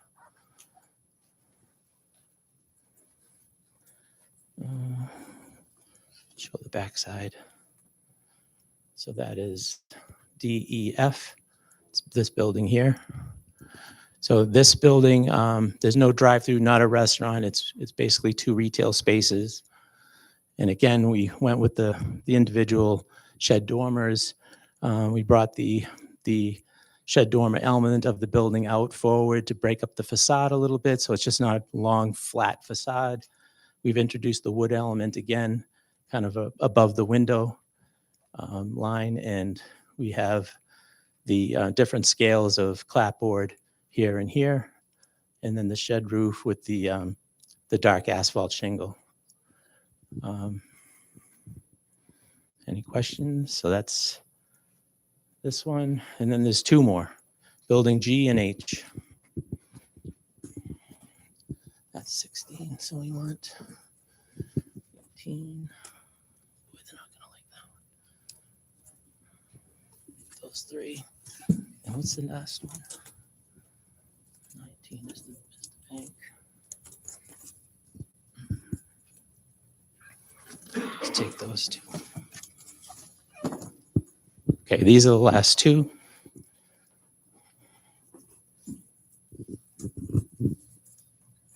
This is building G. Oops, let's put this one up. I'm running out of space.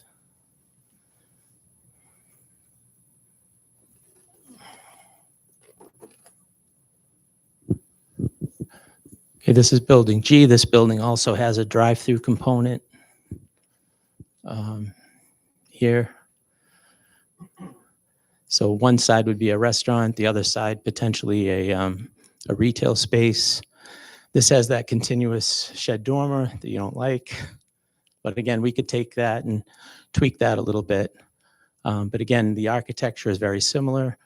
We're trying to introduce different scales of material, the wood banding above the window line, the columns with the accent lighting, and then the signage would be on the shed dormer.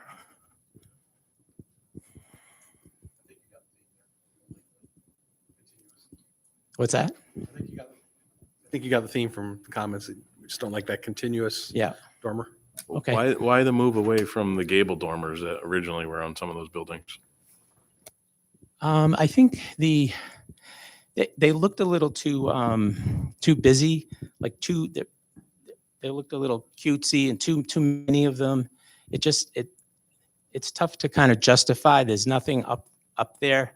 It's not like there's space within. So this is a little more. Reminds me of like a boxed in sign or a pop-up camper or something. I don't know. Okay, I mean, we could take a look at the the potential for dormers. Again, we're working with Regency and kind of trying to kind of unify the design concept throughout the center. So we'll take your comments. We'll probably go back and tweak some of these things so that we have a little more consistency and we can add some different dormer elements as well. Okay. Yeah, because it's, we spend a lot of time with the last developer coming up with a really nice plan they brought us. That's what we were ready for. And then this drops as a change. So. Okay. The last building is what I think everybody can tell is intended to be a bank building. There's a front entrance here, a canopy for a drive-up teller. So it's a little more in line with the previous design, with the dormer element over the main entrance. Again, kind of a simplified facade with the different scale elements, the vertical board elements on the pilasters, the horizontal clapboards, the vertical board elements on the peak of the dormers. But the architecture, again, is kind of similar. So the last piece is the signage. I know you were interested in the signage. We have an exhibit we can hand out.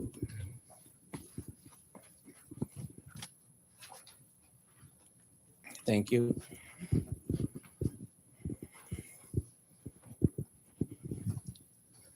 Let's see. So it's this.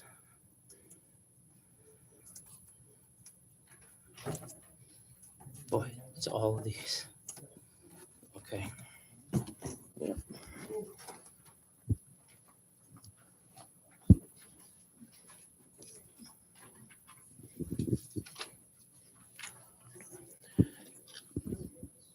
The first page is the pylon sign, the highway sign, and the entrance pylon sign at the main entrance to the center. You can see it in the original.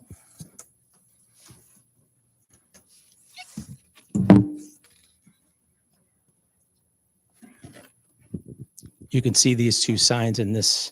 This is the major intersection off the highway right across from the 691 interchange. So we have the pylon sign here. We have the identification sign for the center here. And then the pylon sign repeats again at a couple of other locations on the site. And then these exhibits basically go through where we would propose signage for each of the tenant spaces as we know them today.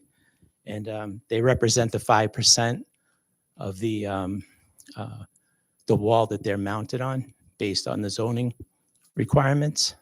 So these are just calculations that basically depict what was approved in the previous approval. However, we do have the out parcel buildings.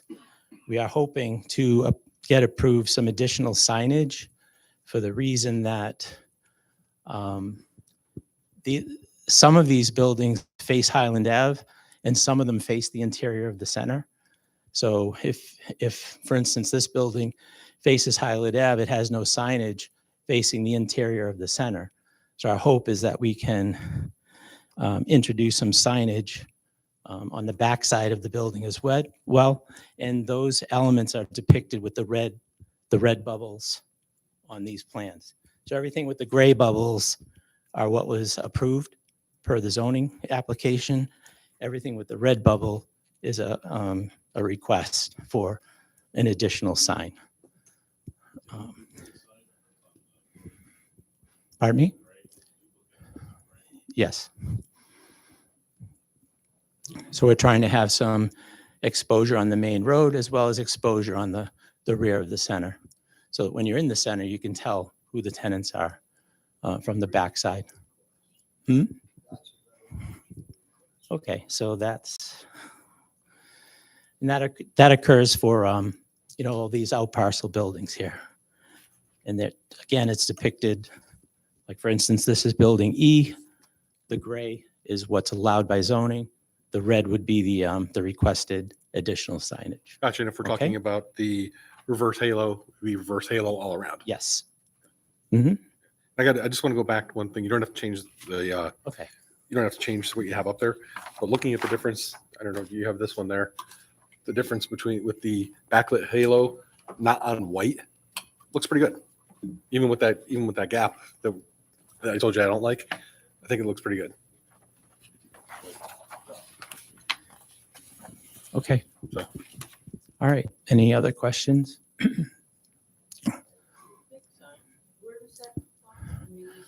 The highway sign, this one? It's actually on lot 1, which I think is out here somewhere, or maybe it's out here. Anthony, can you point to where it is?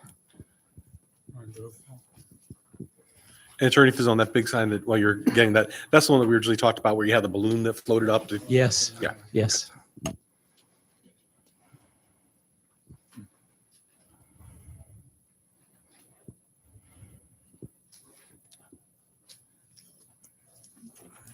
And while Mr. Bowman is passing these out, so the signs on the road at the entrances, how are those going to be lit? How are the pylon signs? Yeah, how are going? those going to be lit? Are How are those going to be illuminated? goosenecks? Are they internal? What are you proposing there?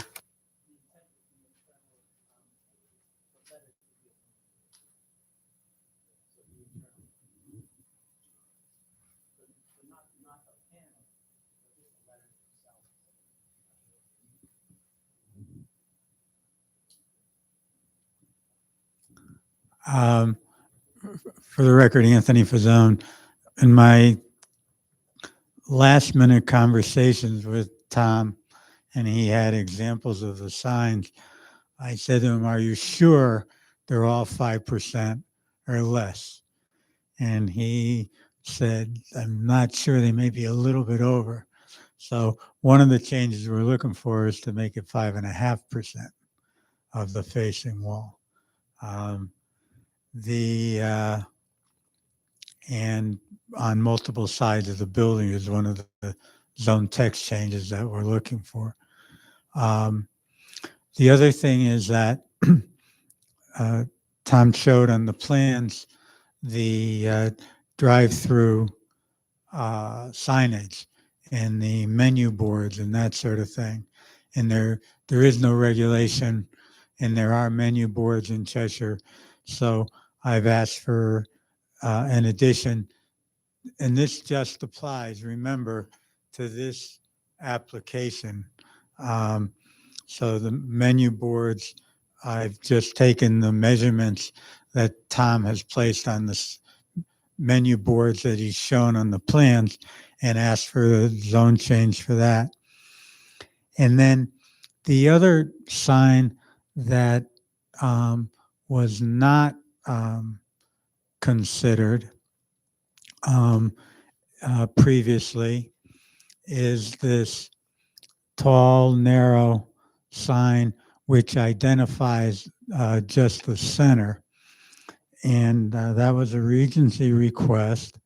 And the part of the issue is that the two pylon signs that are going on that on the south entrance will be split up between the different tenants that are going in and are not part of the 5 and 6, lot 5 and 6 element.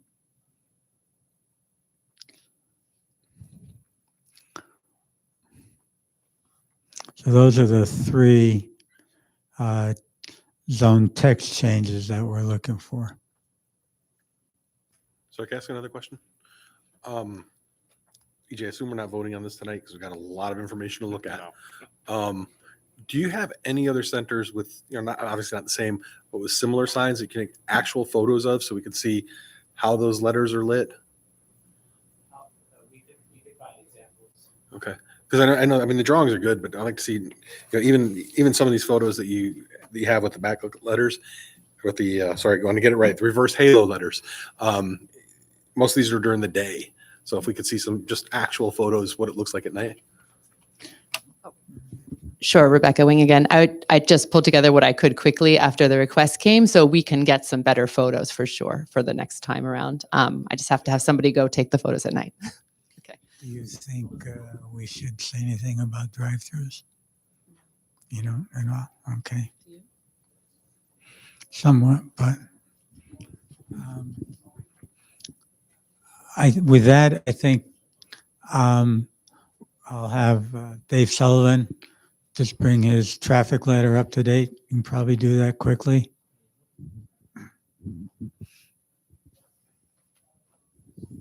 Thank you. David Sullivan with SLR, traffic engineer. We did prepare a very brief letter, and it just summarizes some of the history of lots 5 and 6. The first table summarizes what was approved in the initial master plan and ultimately approved by the Office of State Traffic Administration. And then we talk a little bit about how that has changed with the original master plan, and then what was approved. The application was in February, but and our letter, our analysis was February, but it was the March approval. And we talk about the uses that were there at that time, and then what is being proposed now in terms of the uses. You could look at it and see where there's been changes, but essentially what's changed is there's a little bit more general retail this time around. There's a reduction in fast food restaurants, particularly fast food with drive-throughs, which are generally tend to be higher traffic generators. And the urgent care, which was part of the previous application, is gone, and a bank has been added. So that's essentially the changes, resulting in a small increase in total square footage.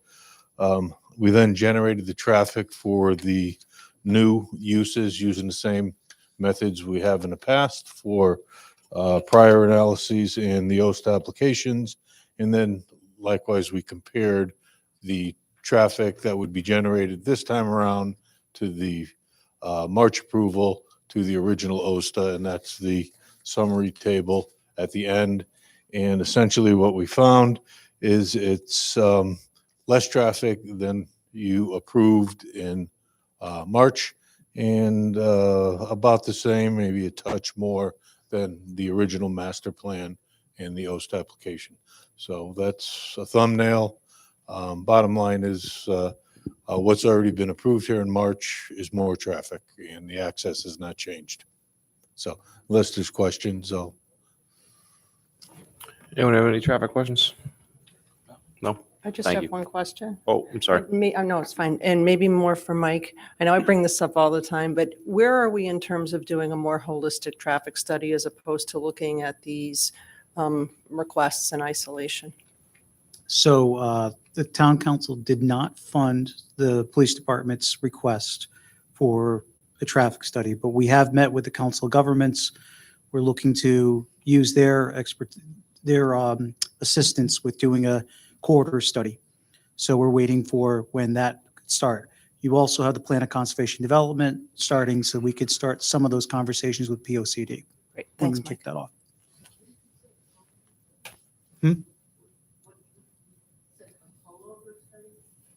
So the council of governments was there. We could possibly do what's called a corridor study.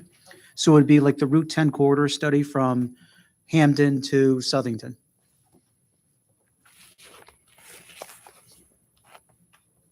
Not done though. Any other question? Is that all that you had with them? Any other questions for Mr. Sullivan? No? Okay. Nancy.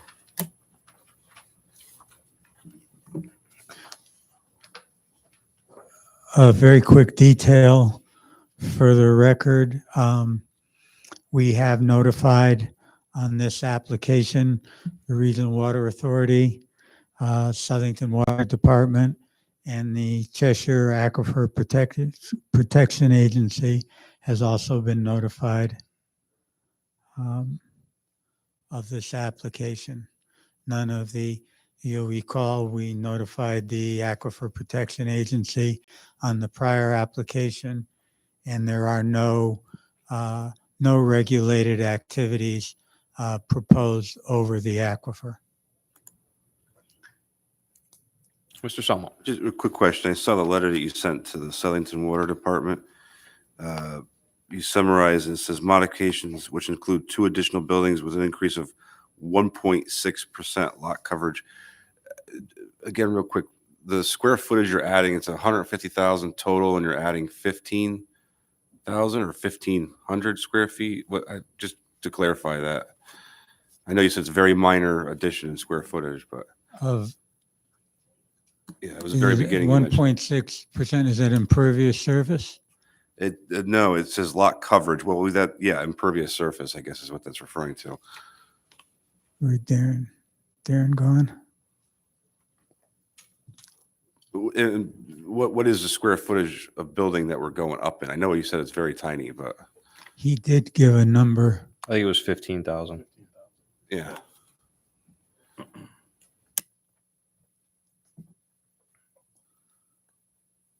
That might have been my math at the time, and I don't remember what I did.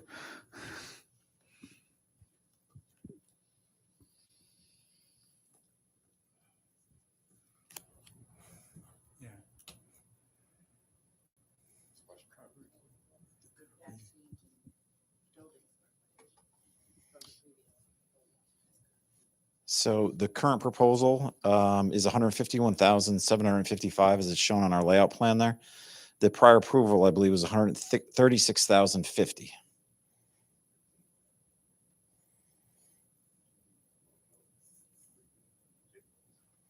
I don't have I didn't write a number down for the impervious area, but it's broken down in the stormwater report. That extra 15,000 square feet, is that, it's not one spot. It's just kind of spread out along the back or something. Oh yeah, don't ask me to find it. No.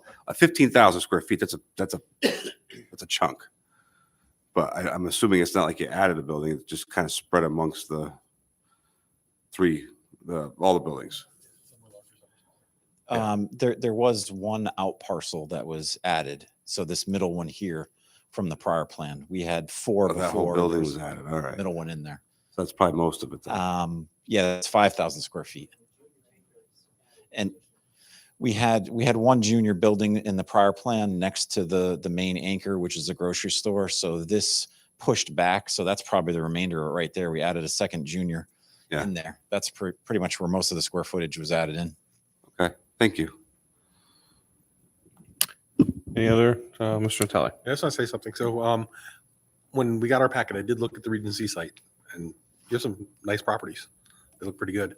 I want to thank you for your openness, and I know you're going to come back with us with some other photos, some modifications, and some tweaks. I think with the tweaks, I'm still excited about the project. So I just wanted to thank you for being open.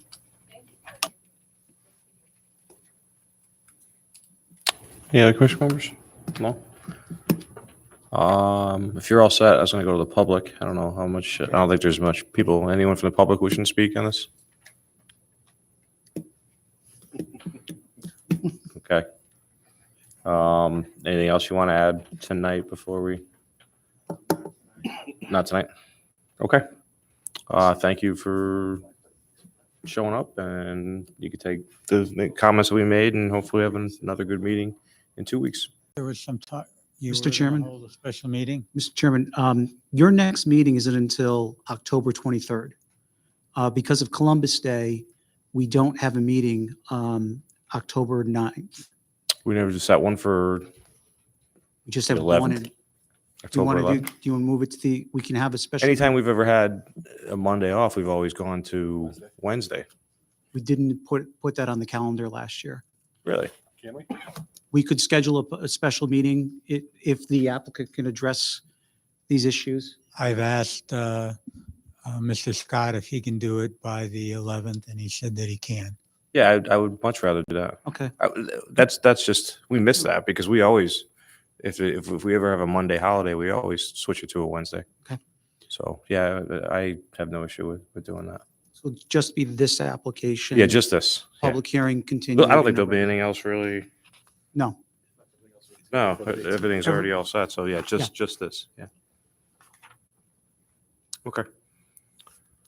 And then, do we know the room's available? Yes, this It room is? is available that Okay. night. We've already reserved it just in Oh, case. so you knew we'd say yes.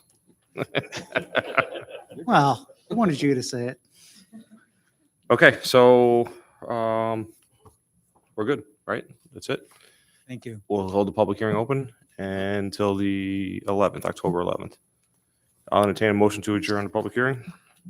Motion by Mr. Ricardo, second by Mr. Selma. All those in favor signify by saying aye. Aye.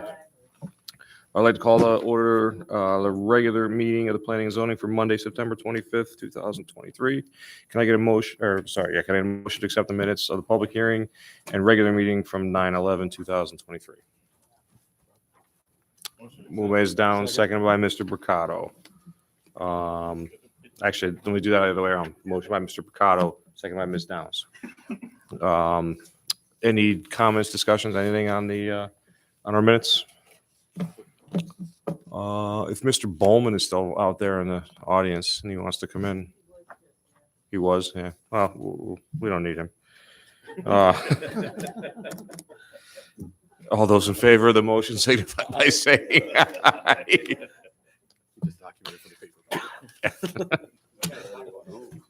Okay,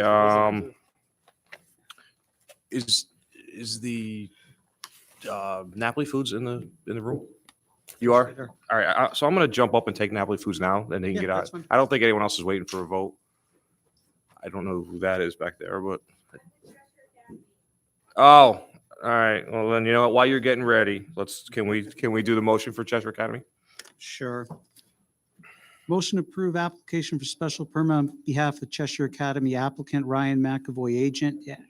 Applicant is requesting a special permit pursuant to section 30, Schedule A 27 of the zoning regulations for an indoor athletic complex for the property located at 10 Main Street, Assessors Map 57, Lot 292, Zone R40.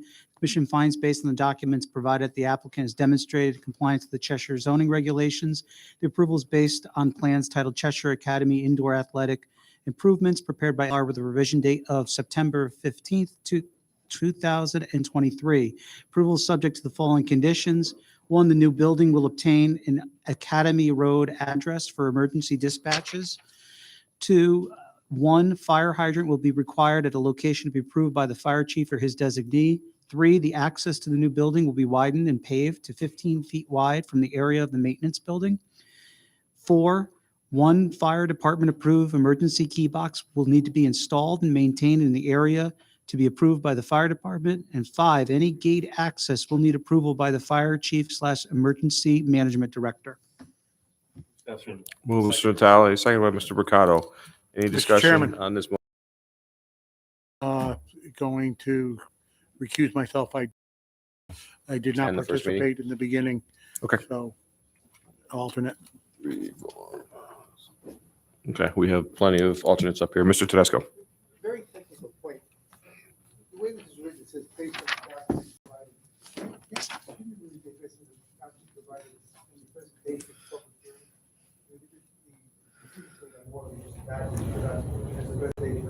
We can add, yeah, moving forward, I'll add that in. I would suggest that I don't. Okay. Are we going to do it on this one? Yeah. All right, so the motion makers are, you guys okay with that? Yep. Okay. I accept it. Any other discussion on the motion? Okay, all those in favor of the motion signify by saying aye. Aye. Anyone opposed? And Mr. Bowman recused himself, so the motion carries unanimously. I believe there's 9 of us up here. 6, 9. Yes, okay. Congratulations. You're welcome. All right, so now I got to jump around to the Napoli Foods, which is it's just a site plan approval, right? So you want to tell us what we're doing here? Yeah, for sure. Good evening, board. My name is Scott Nolan. I am from SLR, and I am a licensed professional engineer in the state of Connecticut, representing Napoli Foods and Michael Cipriano.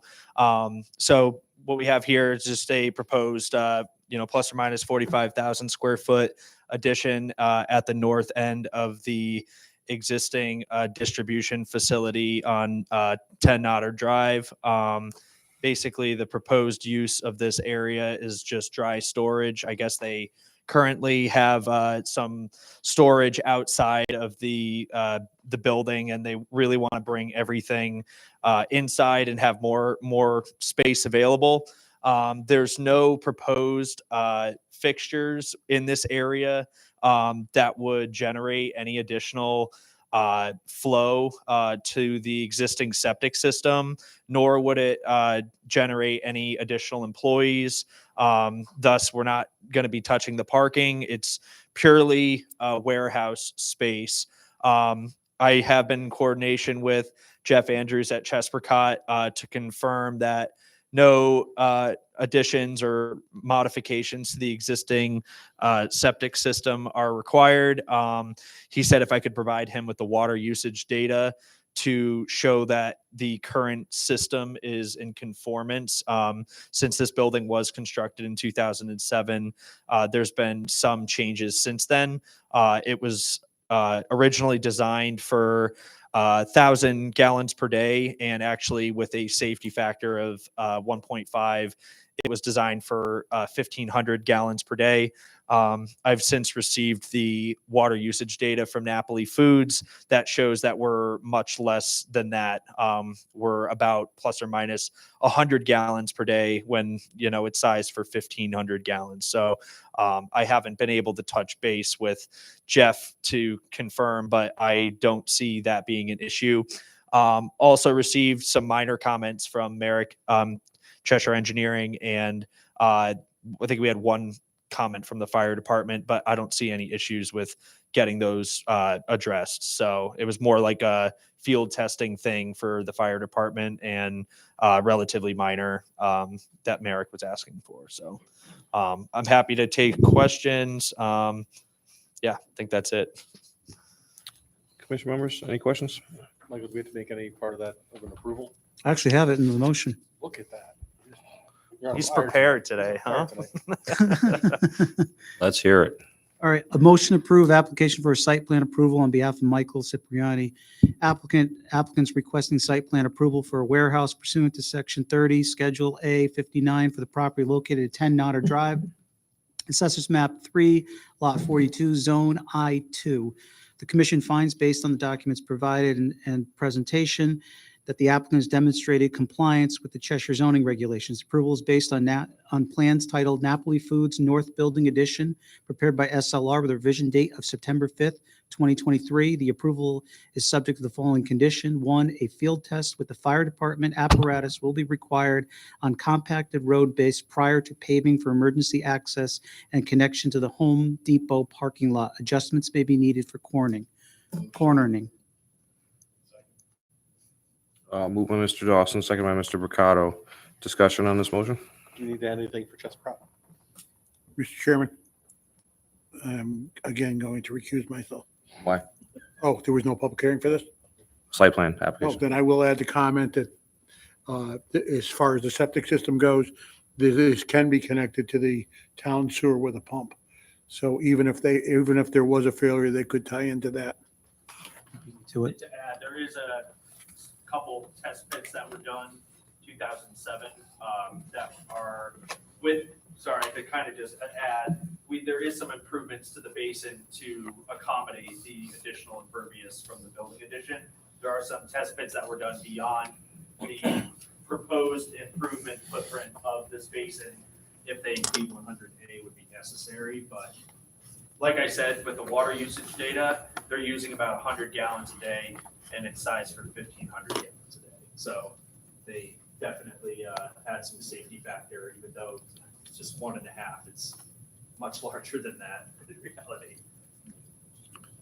Any other discussion in commission members? Nice to see a Cheshire business expanding. All those in favor of the motion signify by saying aye. Aye. Anyone opposed?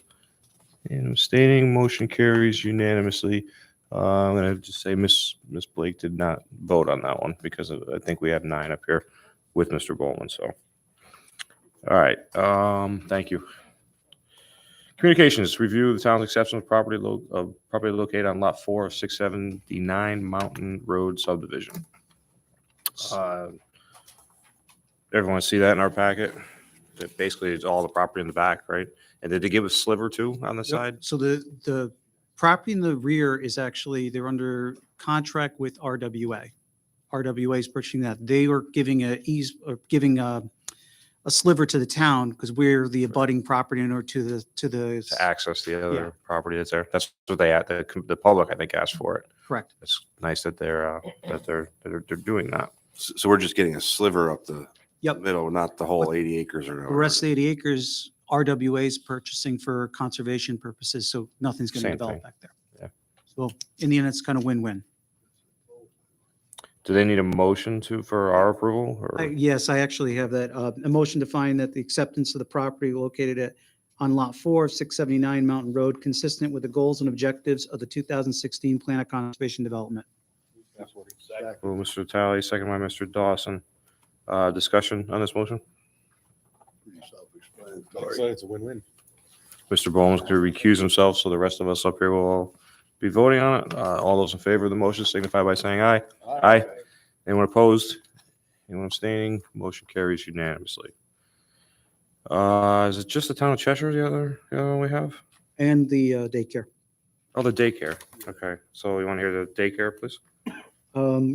Motion to approve application for a special permit on behalf of Christine Wright, applicants requesting special permit for a childcare and preschool facility located at 2055 Meriden Road, Assessors Map 7, Lot 23, Zone C3. Commission finds, based on the documents provided and presentation at the public hearing, the applicant has demonstrated compliance with the Cheshire zoning regulations. Approvals based on plans titled Bartlett Headquarters LLC, prepared by Myers Associate PC, with a revision date of May 24th, 2023. Second. Mr. Talley, second by Mr. Mercado. Discussion on this motion. Nice to see him move from Wolcott to Cheshire. Yeah. Any other discussion? Okay, all those in favor of the motion signify by saying aye. Aye. Anyone opposed? Anyone abstaining? Motion carries unanimously, and I'm gonna say Ms. Downs is out of this one. How's that? We'll go back and forth. Yeah. All right, and now for the town of Cheshire. Motion to approve application for a special permit on behalf of the town of Cheshire, applicant owner. Applicant's requesting special permit for a change of use from professional office to municipal use at the property located at 19 Wallingford Road, Assessors Map 64, Lot 262, Zone C1. Commission finds that based on the documents provided and presentation at the public hearing, the applicants demonstrated compliance with the Cheshire zoning regulations. The approval is based on plans titled Human Services Building prepared by Town of Cheshire Department of Public Works and Engineering with a revision date of August 4th, 2023. Move Mr. Mercado, second by Mr. Natale. Discussion on this motion. Seems kind of, it's really not a change in use, just because change in name, because it's pretty much a technicality, yeah. And I'm gonna kick Mr. Hilsinger out for this one, because just to be fair. So all those in favor of the motion signify by saying aye. Aye. Anyone opposed? Anyone abstaining? Motion carries unanimously. All right, 1, 2, 3, 4, and 5, or we're gonna have on October 11th. Number 6, we voted. Number 7, we voted. So Number 8.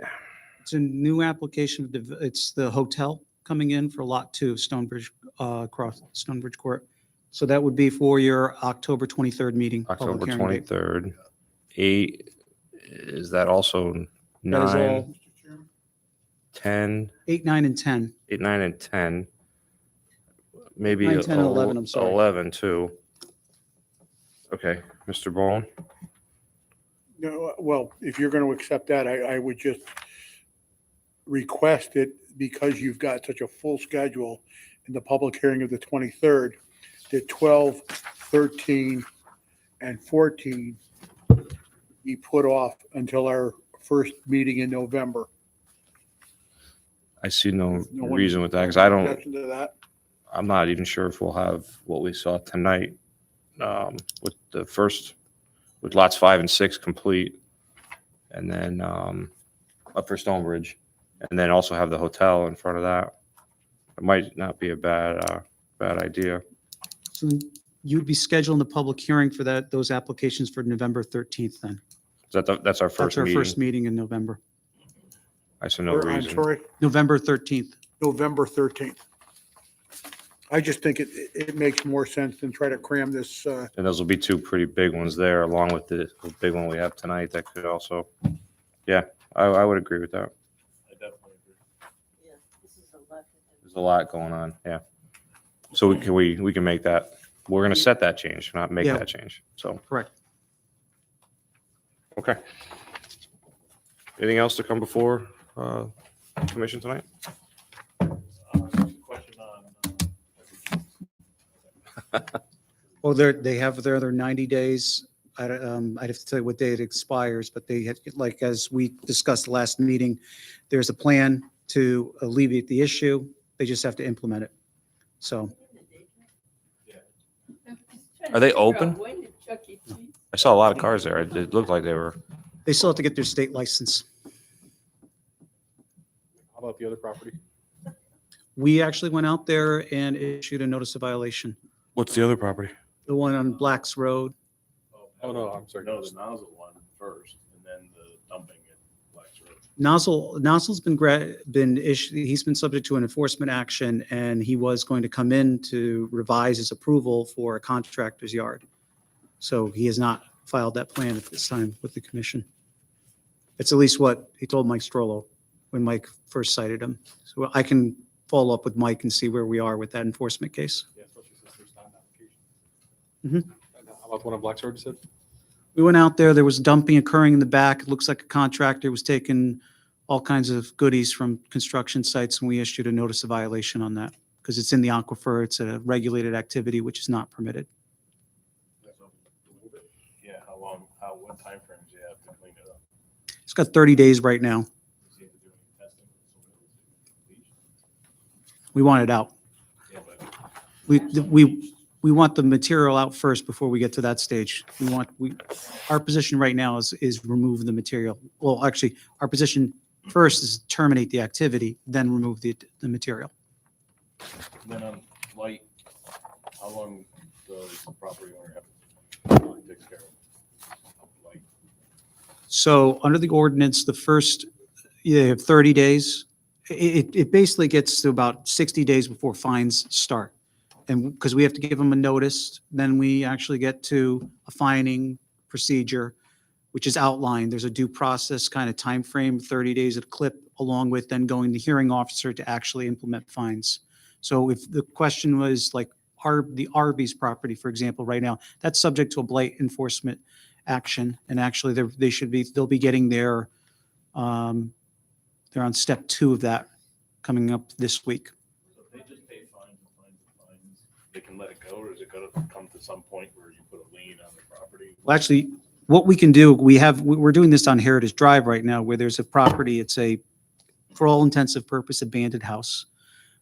Current with their taxes, it's not subject to a foreclosure action. The town has actually went on and mowed the grass, and we've done a lien and clean on that. We've done that on other properties too, but so in the case of like the Arby's property, if that were to remain a violation of the blight ordinance, we have that ability to go to lien and clean. Properties like the one next to Stroh's. The house that's got the tarp on the roof forever, the paint falling off. Put it on we could put it on the list and see if, look at it from the blight ordinance, and if it meets the standard, then Mr. Strollo was. Yeah. We have a copy of that we can get. Yeah, we could put a copy of the ordinance in your packet for the next meeting, just so in case you get questions about it. Yeah, I'd like to see it. Put the house back on.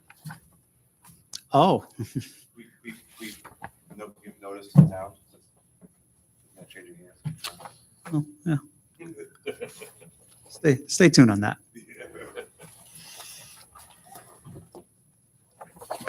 All right, anything else? By anybody? Got a motion from Mr. Ricardo, second by Mr. Vitale. All those in favor, signify by saying aye. Aye.